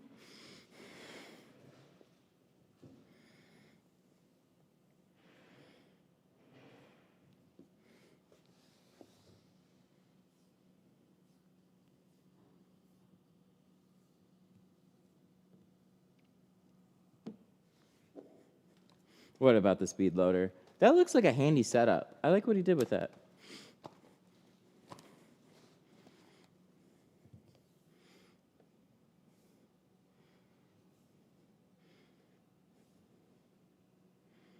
I like that he rigged up an adjustable, I saw some videos on it. I saw he rigged up an adjustable little tensioner thing, so you could put a little more tension on it. It was a quick release too. And then it does like, kind of does it evenly. Smart.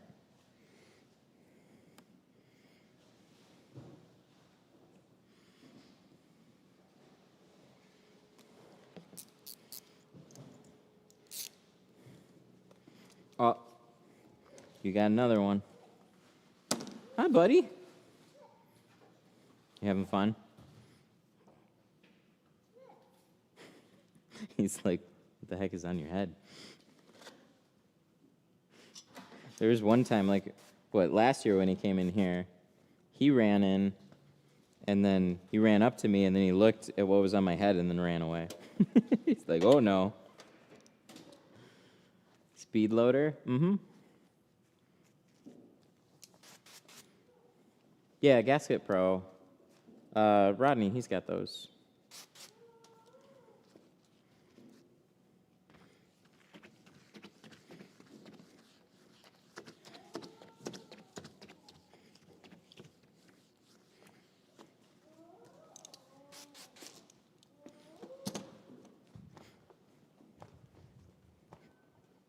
I don't think this dash is as bad as the other ones, though. Oh, no, it is. I think it is. So, if you're doing the windshield on a Camaro,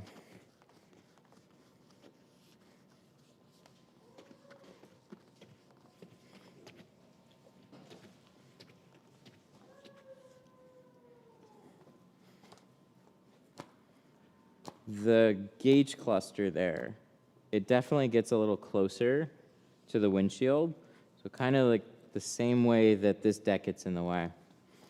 You don't have as much space here to unroll the film.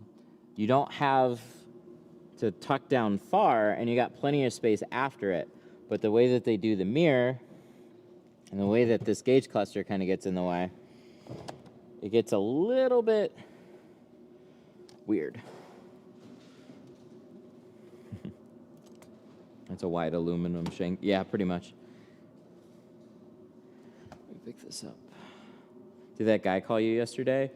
No. Although I did get a call like at 8 o'clock yesterday that I definitely did not pick up. So it's possible he called.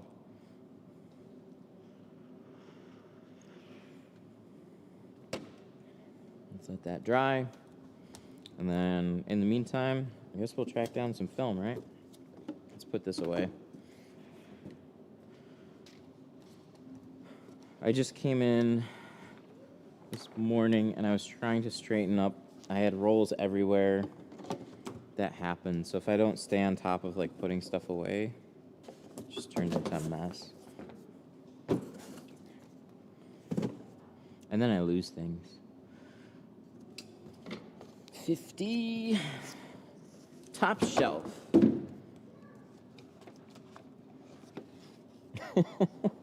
I kind of wanted to know what he was talking about. Yeah, I have no idea.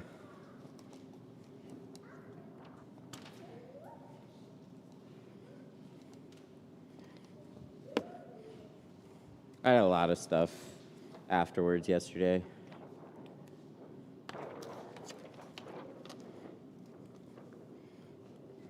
So I was not on the edge of my seat for that one.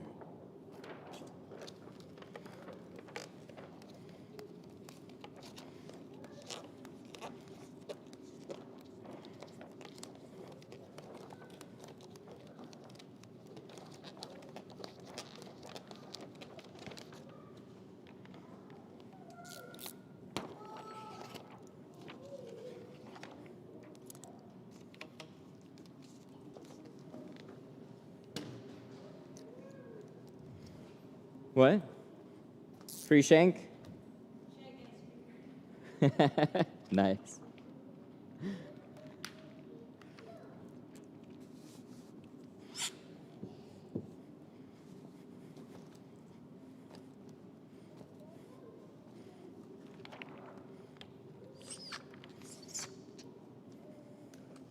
Yeah. Yeah, I wish you could have explained on stream. It's like, too much to text, I'll call you later. Well, if you call just during normal working hours, like, that's fine. I've answered questions. Oh, I'm about to cut this. What am I doing? I've answered lots of people's questions if they call.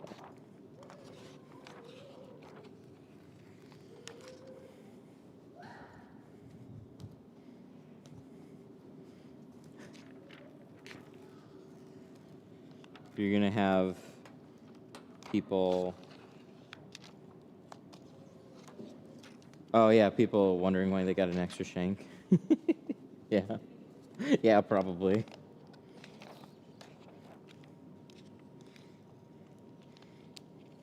Is this the... No, this is just carbon 50. We're getting it all set up. I should have trimmed up the top first, too. Look at how much water that's letting in. Dried it all off. Come on.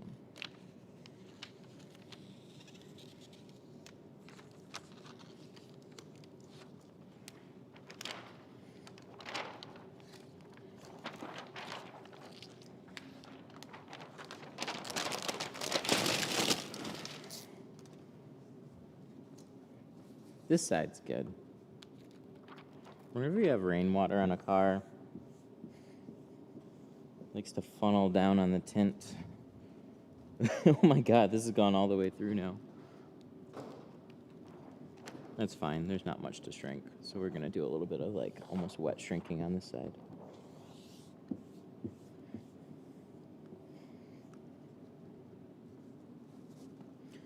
Heat gun.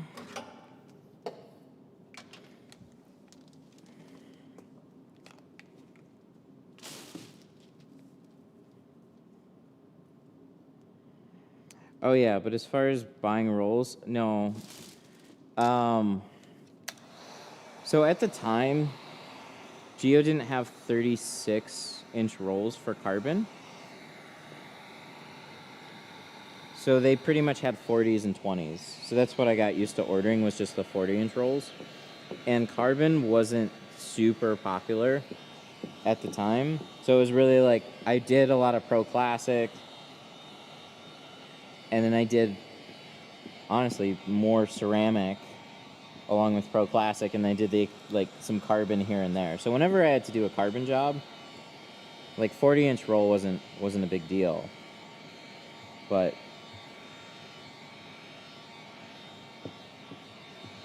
so I'll typically have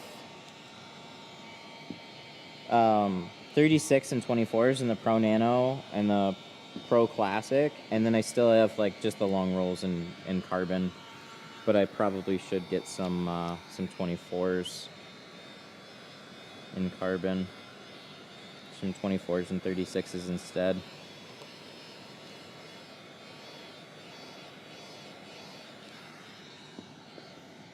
Because the difference was there was a platform difference between the two. So they would have 60-inch rolls of the carbon, and then the Pro Nano and Pro Classic switched over to 72-inch. So then it makes more sense to, like, they can do 36s way easier on that. Because you can do 2 36s, that adds up to 72. Or you can do 3 24s, and that adds up to 72. So it's just kind of like, it was a really convenient system to be on. And the carbon was still getting produced at 60-inch rolls. So more often than not, they sell way more 40s than anything. Whoa, that was weird how that just cut out. So you tint 7 days a week? No, I tint Monday through Saturday. But I'm on a little bit of a flexible schedule. So I don't necessarily tint every day, because we actually have to put days aside for video. And generally what we've done is, hey, if I have cars to tint, I'm going to tint. And then if I don't have cars to tint, we're going to shoot some video. But when the schedule books up, then I actually have to set aside some days and do some planning ahead to shoot some of the videos that we do.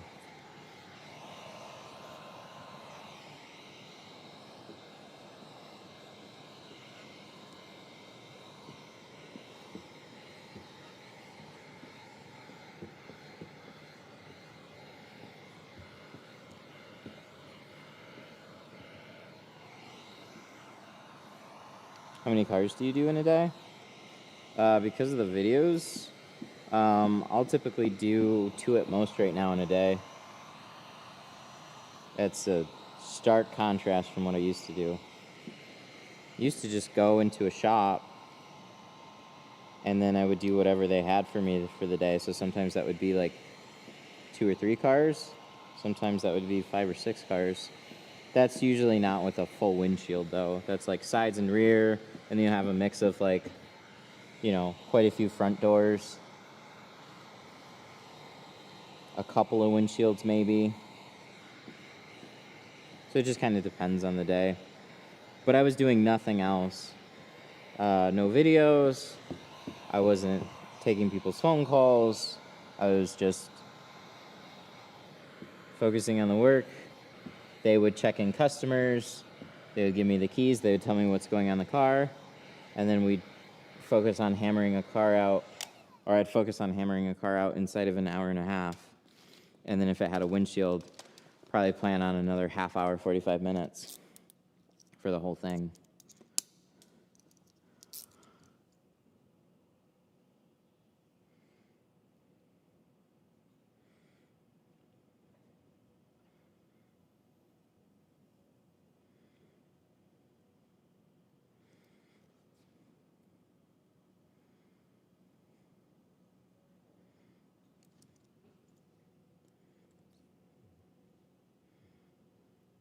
All the extra stuff that takes time. Answering phone calls, writing stuff down, checking customers in, actually spending a little time with them to figure out what they want on the car. Some people are pretty quick. Some people I'll talk to for a half an hour before I pull their car in.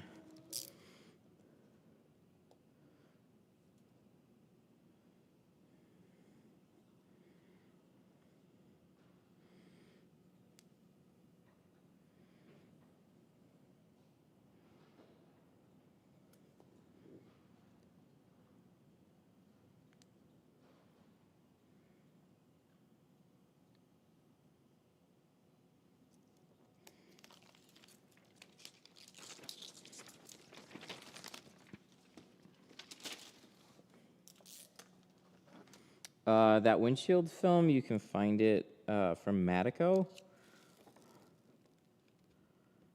You got to set up a dealer account with them. I don't know much about that whole process, other than it's a pretty traditional type of way to set up a film account with bigger companies. Matico's a big old company. They make all their own film. That stuff gets manufactured in, from what I understand, Florida. They make all their own films. And they're a big company. They make film for a lot of people, and they're not really very well known or anything. But yeah, call them up, set up a dealer account, tell them we referred you. Not that I get anything from it, but I just really want them to know. I've heard some things behind the scenes on what that video did for that company, and it's really kind of like, I understand where some of them are lacking with advertising.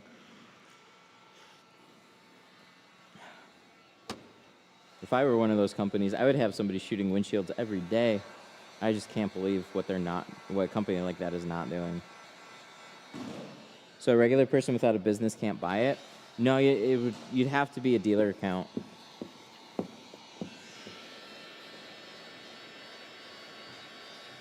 You could get it at an authorized shop, and they would install it for you.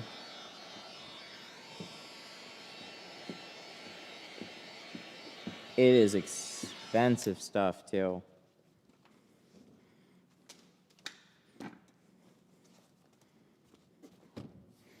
That roll of ceramic that we were just playing around with, that was a $2,000 roll of film.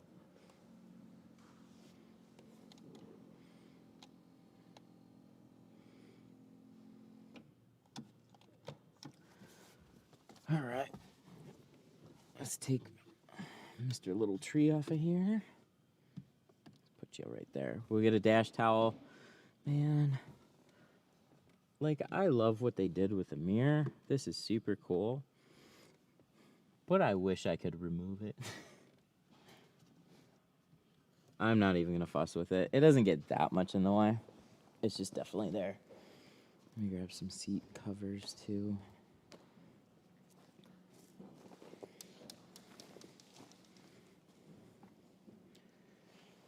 This one right here.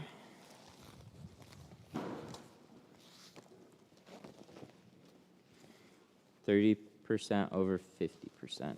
So what you want to do is take 0.5 and multiply it by 0.3, and you'll have your answer.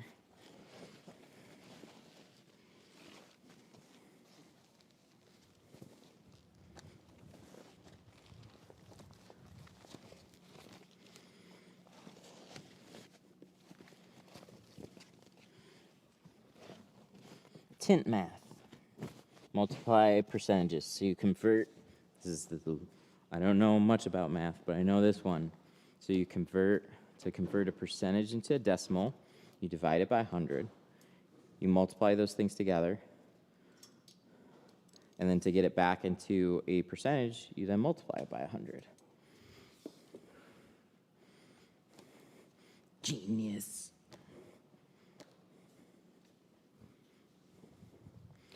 Dash towel. soak shield. And we need some sort of tucking thing.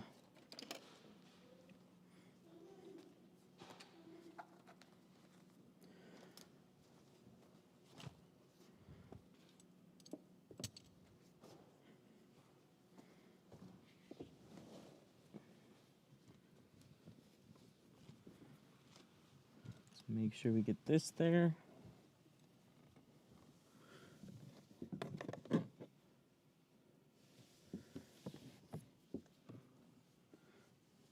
Super. $10, thank you.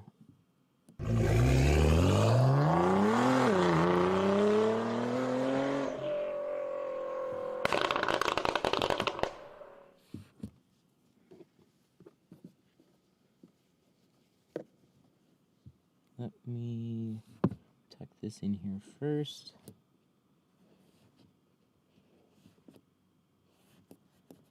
I think we'll be able to get both in here.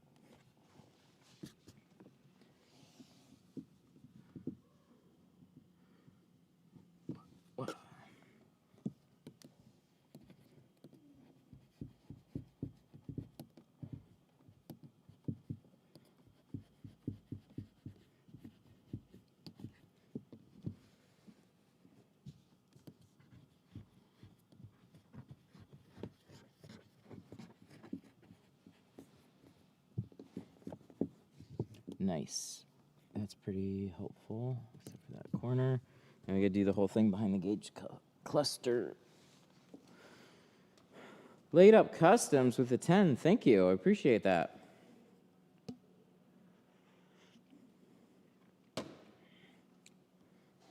Why tint outside of windshield? Okay, so it was funny the way that was written. When tint's on the outside because I cannot shape it in here. There's just no space.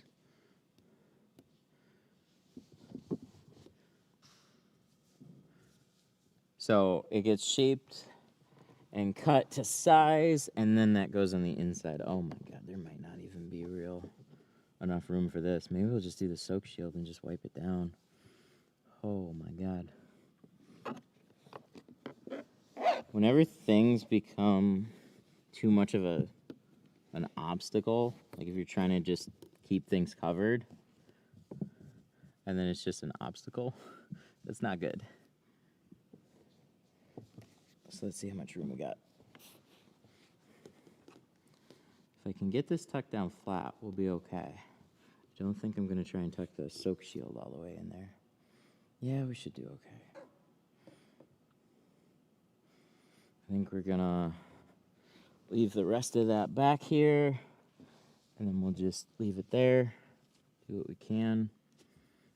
Because other things that are going to happen is you're going to put like a squeegee in here, and it's going to start like tugging at the towel and then wrinkling it up and just pushing it farther up. So we can just keep it like nice and flat here, and we should be okay. Let's see how this goes though. I'm not crossing my fingers too hard.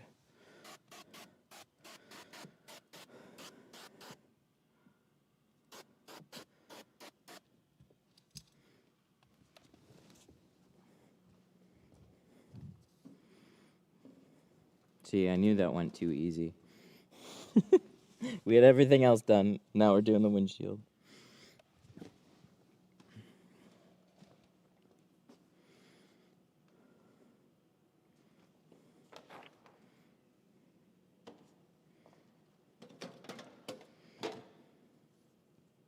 Let's grab this one.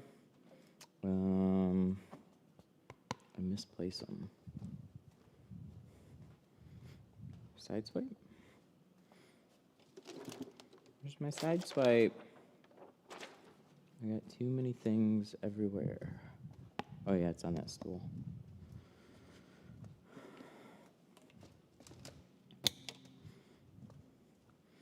Okay, so the only bad thing about this setup here is taking a This is too inconvenient for like changing out razor blades. Nobody's gonna want to like loosen up. Ew, and it leaves it rusty too. That's not nice. So I like the whole size of the scraper and everything, but nobody's gonna want to do this to swap it out from like one side to the other or anything.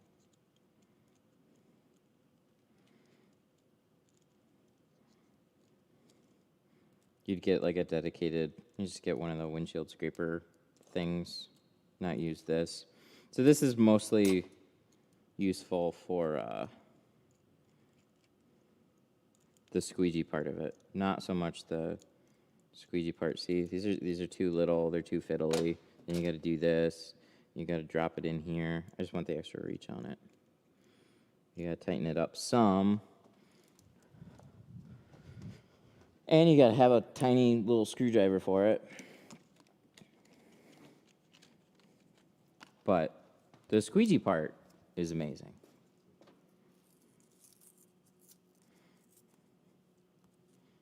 Why Tint put side of windshield? Can you make more Tint videos with a T-View tint? What do you want to know about it?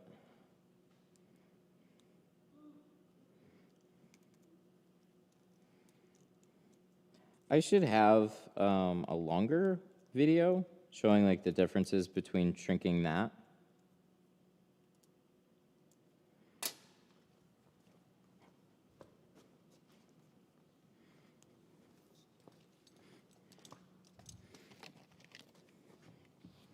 So there should be like a longer YouTube video. Yeah, that's in the glass. That's nice.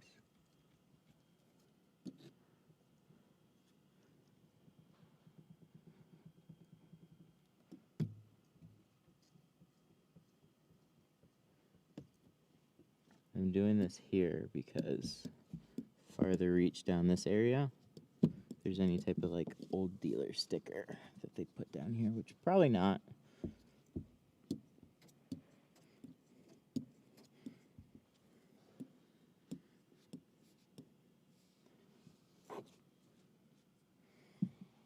Like doing side windows with it, you're not really going to see any difference for a side window with it.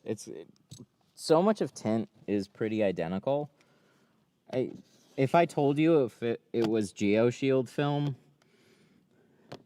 you would believe it. The install on a door window is gonna look identical. The only difference is gonna be just what the film actually looks like. And like, it doesn't look bad, it's fine. It's a cheaper dyed film. Like, there's really not a lot to it. It's very simple. And as long as the coloring is like okay, what's gonna happen is cheaper films are not made with very good materials. So then that stuff fades, turns purple.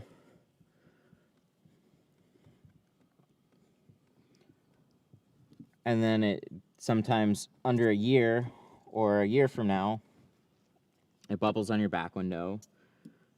And then you have to redo it. And it leaves a bunch of glue behind, it leaves a mess. And so then you spend a lot more time trying to redo it than just doing a better film in the beginning. So I'm never going to research any film. How long would you recommend leaving it on a window? I only recommend it for practice.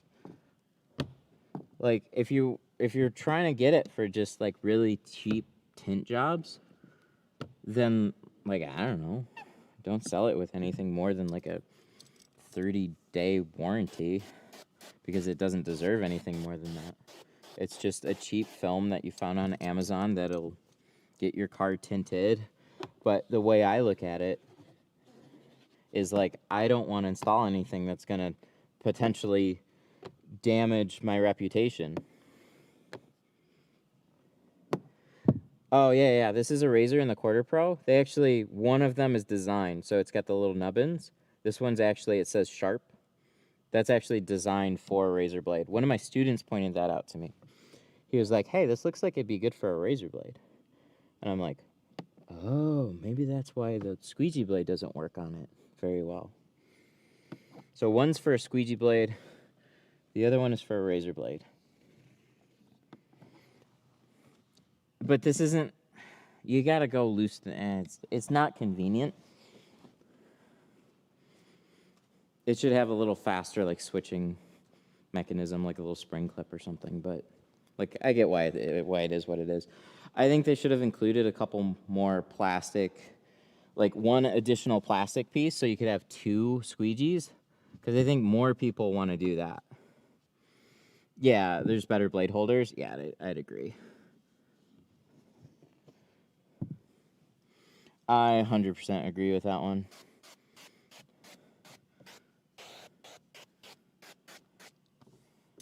All right, we're going to squeegee this out one more time, and we're going to install it.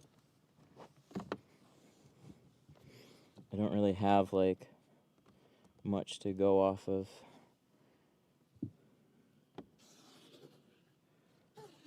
Ooh, as far as space goes.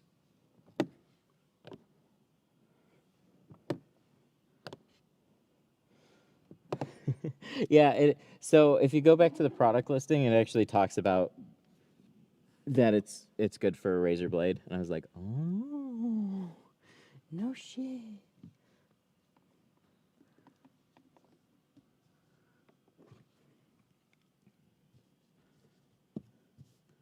All right, let's keep this flat.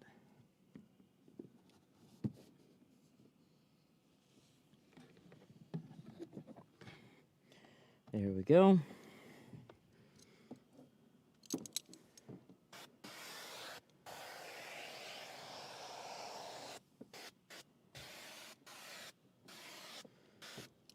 Let's get it.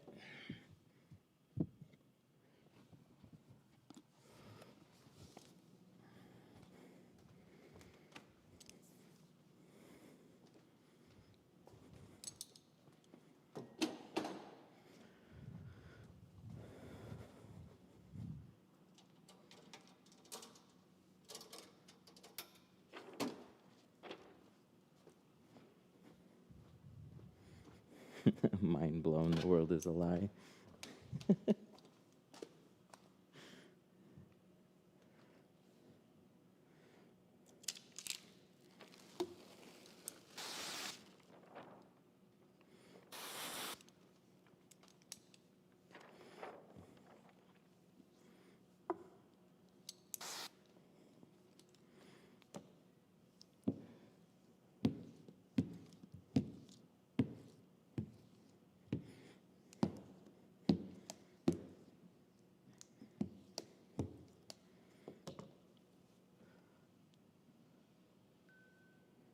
No mirror cutouts. That's very weird.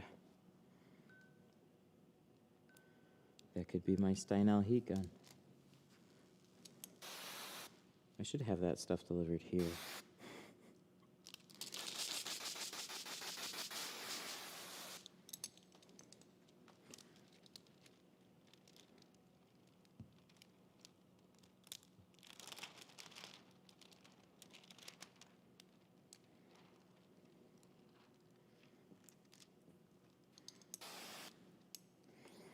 All right, we're going to toss this in there.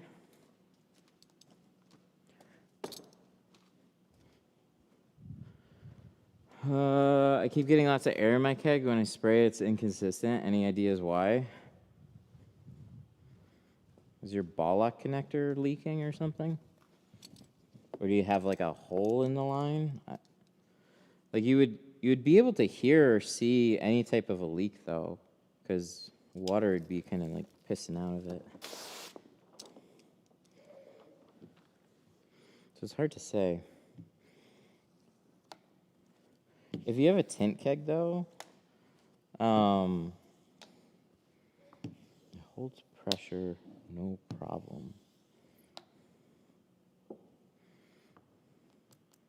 Maybe your dip tube is loose?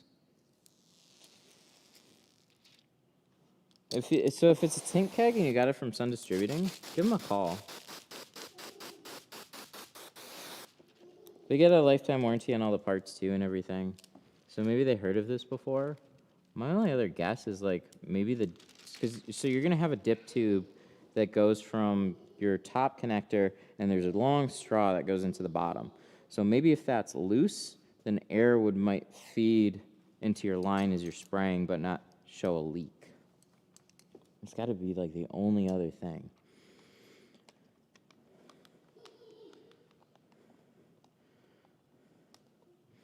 It's a beer keg that I turned into a tint keg. Oh, well then that's, again, my best guess.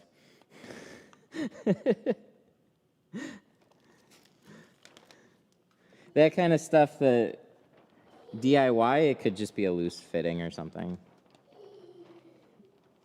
That I would have much less of a clue, but that sounds like something I would look into. Can I have an explanation on dry versus wet back shrinking? So dry shrinking, we've already done all the shrinking on this. So when you take like dry shrink prep or dryer sheet, some sort of like waxy substance, you clean off the glass, smear that on, let it dry, and then you tint it, or then you shrink it. So dry shrinking allows for like a much even shrink, and a lot more people have an easier time learning how to dry shrink than wet shrinking. Wet shrinking, you have to make bigger fingers. You can isolate those fingers into like big sections, and then you shrink. The fastest way to do it is like do like what we did in the Clearplex video and shrink from like the base of the finger up. Way less people go that route. And if you try and wet shrink like you were dry shrinking, the water sucks away all the heat and the glass doesn't get hot, the film doesn't get hot, it's just messy and it doesn't work out very well. So I always suggest learning how to dry shrink. Way more people do it, way more people can give you good feedback on it. It's just more common.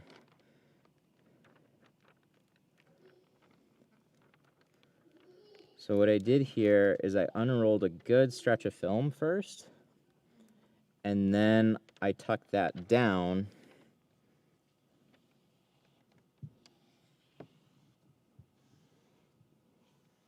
There we go. Yeah, we're gonna take out the rope. That way I can tuck this down a little farther.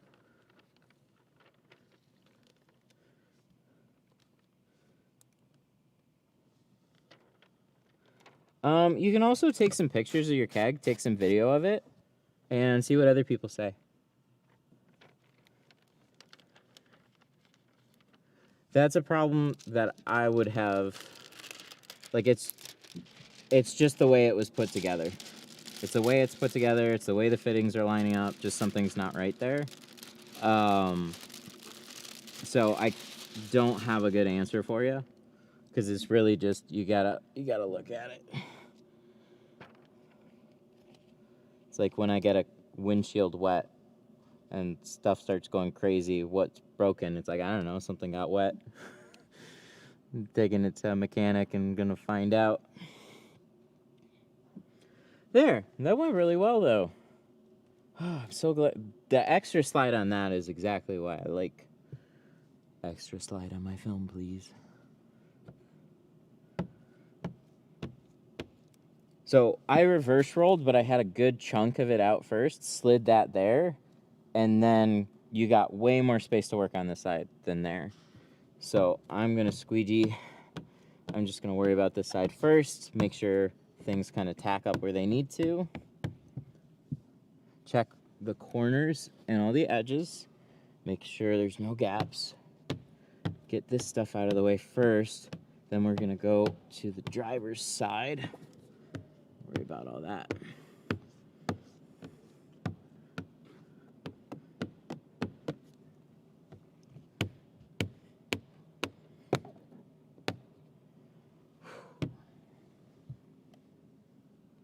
Good.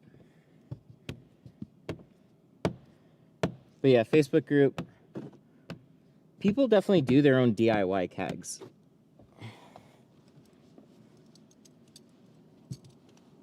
And there's not a lot to them, but all the fittings just have to be right. And as far as the sprayer and stuff goes, I don't know. it would just help to be able to see what's going on.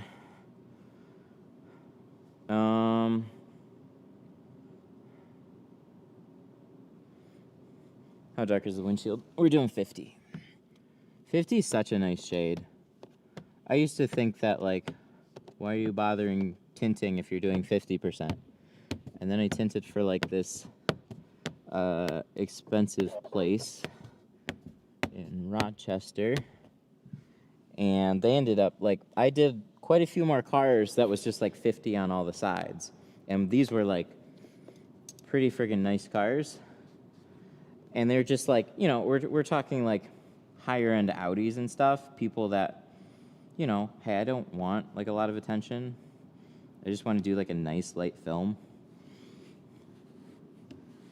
I wasn't selling the work. The owner of the shop was. So, like, they do a lot of high-end detailing and stuff like that. So you just have a different clientele base. And we did a lot more 50%. And it actually does make a difference on the sides. Even though it's pretty light, there is a noticeable difference. But you don't see much of a difference when you're in there. But for the windshield, 50% is so nice. Doesn't do a ton for glare. But as far as just looks, knocking down a little bit of glare, but mostly looks, it adds a good amount of privacy without going really dark.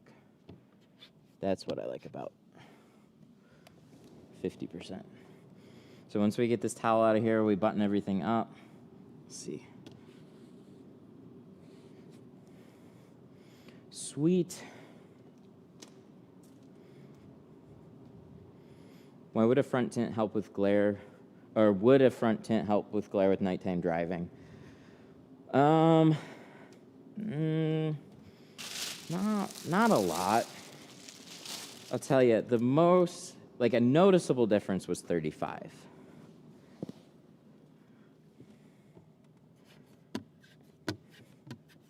That was daytime and nighttime. I don't think you really get a good amount of glare reduction without going all the way down to 35. But 35 is definitely pushing, like I can safely see out in pretty much every condition at 35. 50, I mean a mild amount. If you, like, have it half and half, like, yeah, you could see a noticeable, like, a little bit of knockdown with it. But 50 more is for heat rejection and looks, more so than glare reduction.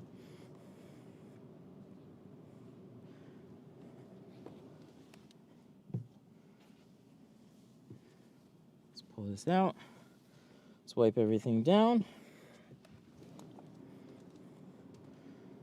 Is that the wife chilling in the background? Uh-huh. She's waiting for you guys to put some orders in. Because you want something to do.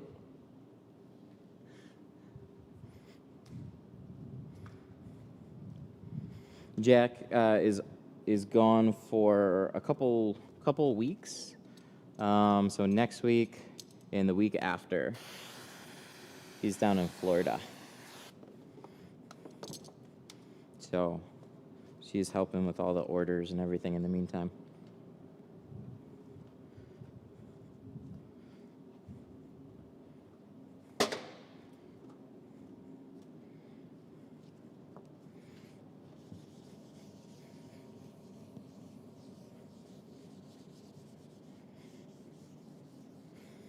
The delivery cost of the UK is crazy. Man, I hear ya. I started international shipping at the bad time. I don't do international right now either. But it sucks. Like, everything went up a ton, and then also, like, when there was a lot of slowdowns, shipping prices, like, skyrocketed like crazy. They've come down some, but still, then you're like, you still have inflation. So it's like, as a whole, nothing got any cheaper.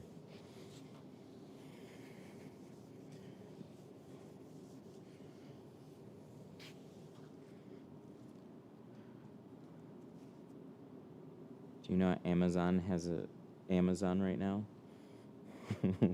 What? Like the Amazon has an Amazon?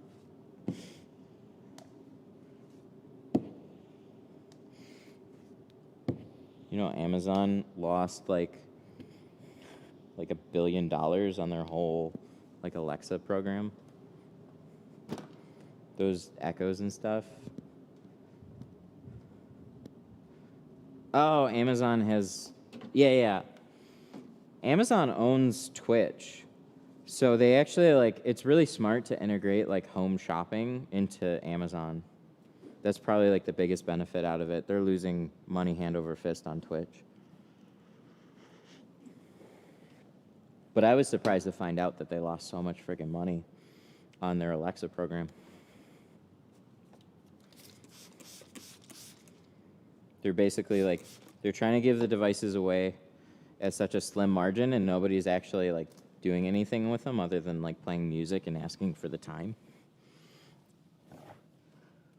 But there's so much, I guess, R&D costs and everything in that whole thing. Too many people.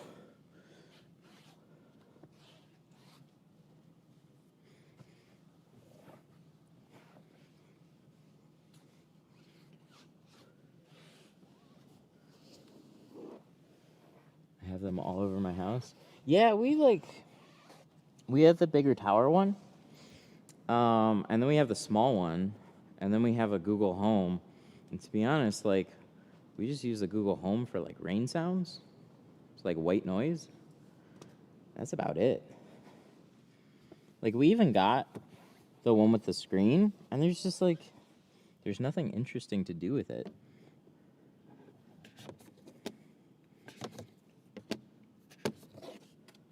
Nothing that just kind of like fits in your routine.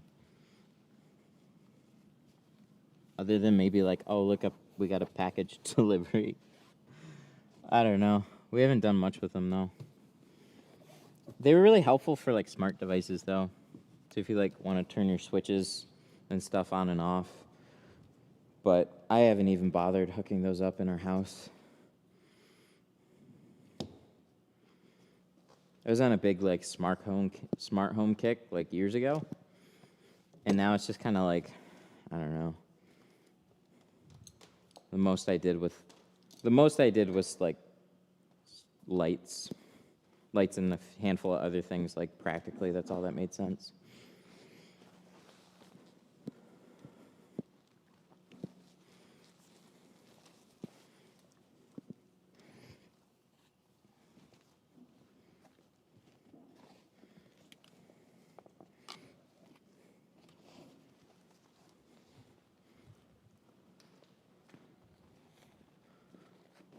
So if you found something cool,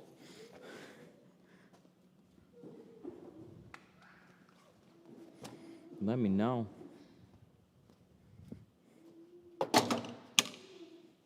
They're really, like, even the music was really annoying because you tell it to play music.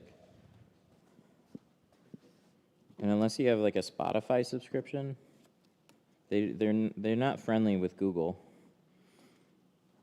So then you're stuck in this, like,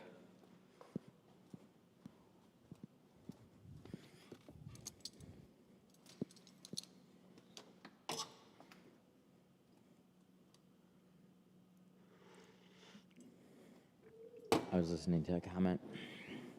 I don't know. Yeah, we just haven't done much with it. Have you tried Pirate Ship? They have simple export prices for up to £4. I have not. I remember looking at it before everything had really nice integration with Shopify, or before Shopify had really nice shipping integration. So yeah, I have not looked at it.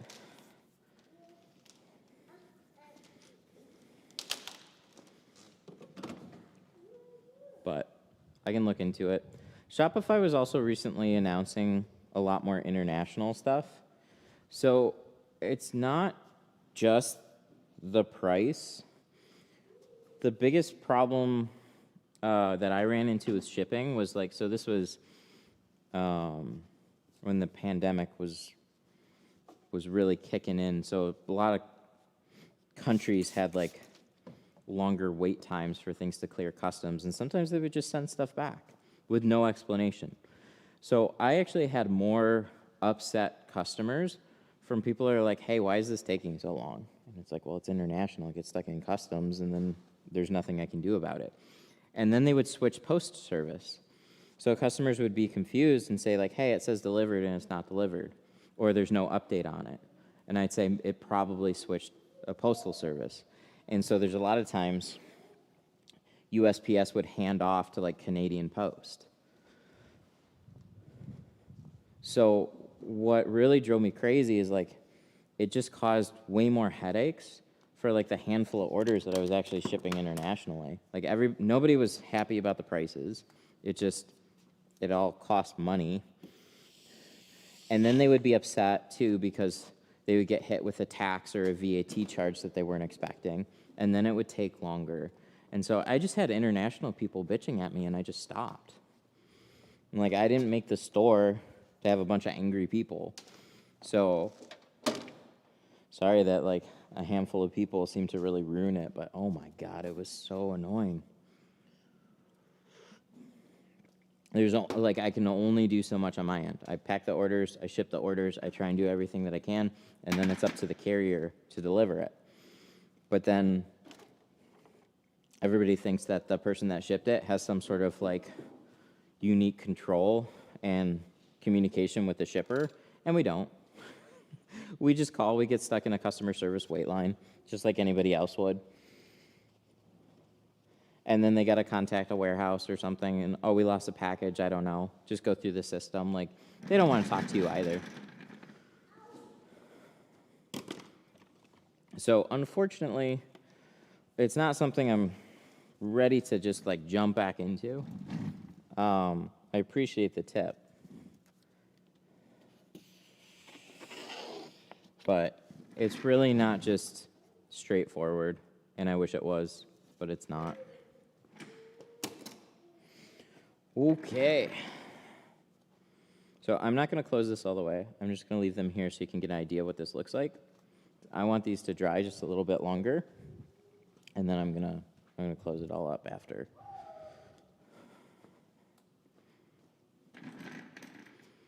But that's going to do it. Look at that. 50 on the windshield. This also is like really strong overcast lighting. So you have like kind of a white glow over everything. Everything sharpens up out in the sunlight. 50, and then 20 looks like real dark. But if you squat down, you can still see silhouettes and stuff straight through it. But little windows, 20 in the back. Yeah, this thing turned out nice. Really, really cool.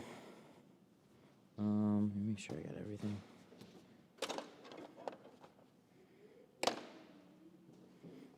Canon. Yeah, so, like, unfortunately what makes most sense with international shipping is literally to have an international distributor that you can ship stuff to, and then they do local distribution. Otherwise, things get hung up in customs, things move slowly, people get upset. People are mad that it costs so much.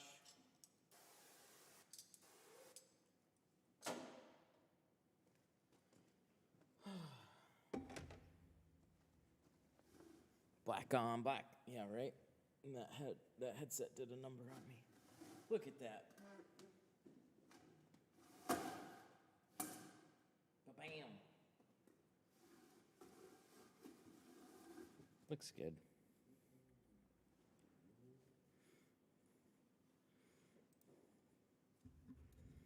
There you go. My big hat order I did for Eric made it overseas, but got stuck in customs, and we lost a whole deal of hats. You have no control over it. You just put all that work into it, and then whoever it's supposed to go to is, like, not happy either. And it's completely out of your hands.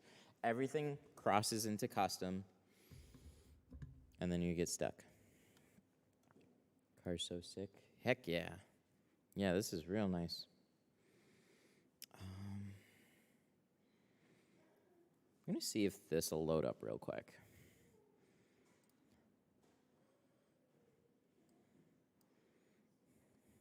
Downloading an app that might let me do. Done.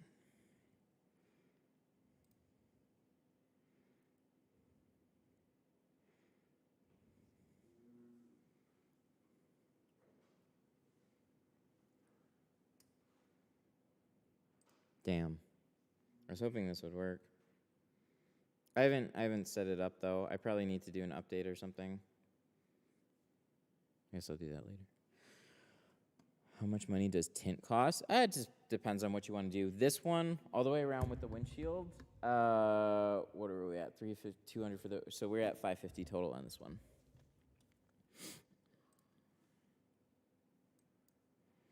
All right, so let's shout out some supers.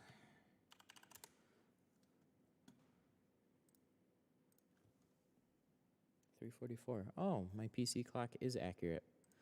Ever since the time changed, my clock jumps all over the place. It's not even by an hour. It's by like 15 minutes. It'll go like back and forth.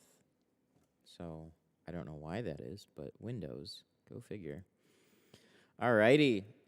So big shout outs to Daniel Reyna, D3 Kills, the film. Oh, I missed that one. The film trainer. Thank you. Oh, we just got a new one. Scotty. Or sorry, Scott Kenny. That went into one word. Scott Kenny, thank you so much for the 10. You have the best application I've seen. I've been tinting for 3 years, and your channel has helped me tremendously. Thank you for everything you do. Dude, thank you. I really appreciate that. Yep, I've been tinting now for about like 15 years. I used to have to tint a lot of stuff day after day after day after day. I really like doing these live streams. They're a lot of fun, though. Throw on a camera, be able to talk to you guys, show you just how I do things, start to finish. So thanks for watching, man. And thank you so much for the 10. So there was Scott, Kenny, and then also Laid Up Customs. Thank you, too. I appreciate ya. Oh. I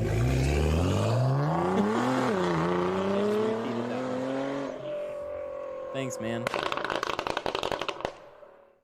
I bet that one sounds like this car. This car sounds mean. It's pretty cool. All right, I'm going to hop off here. Thank you guys so much for hanging out, asking questions and everything. We'll have more live streams next week. I have appointments for sure.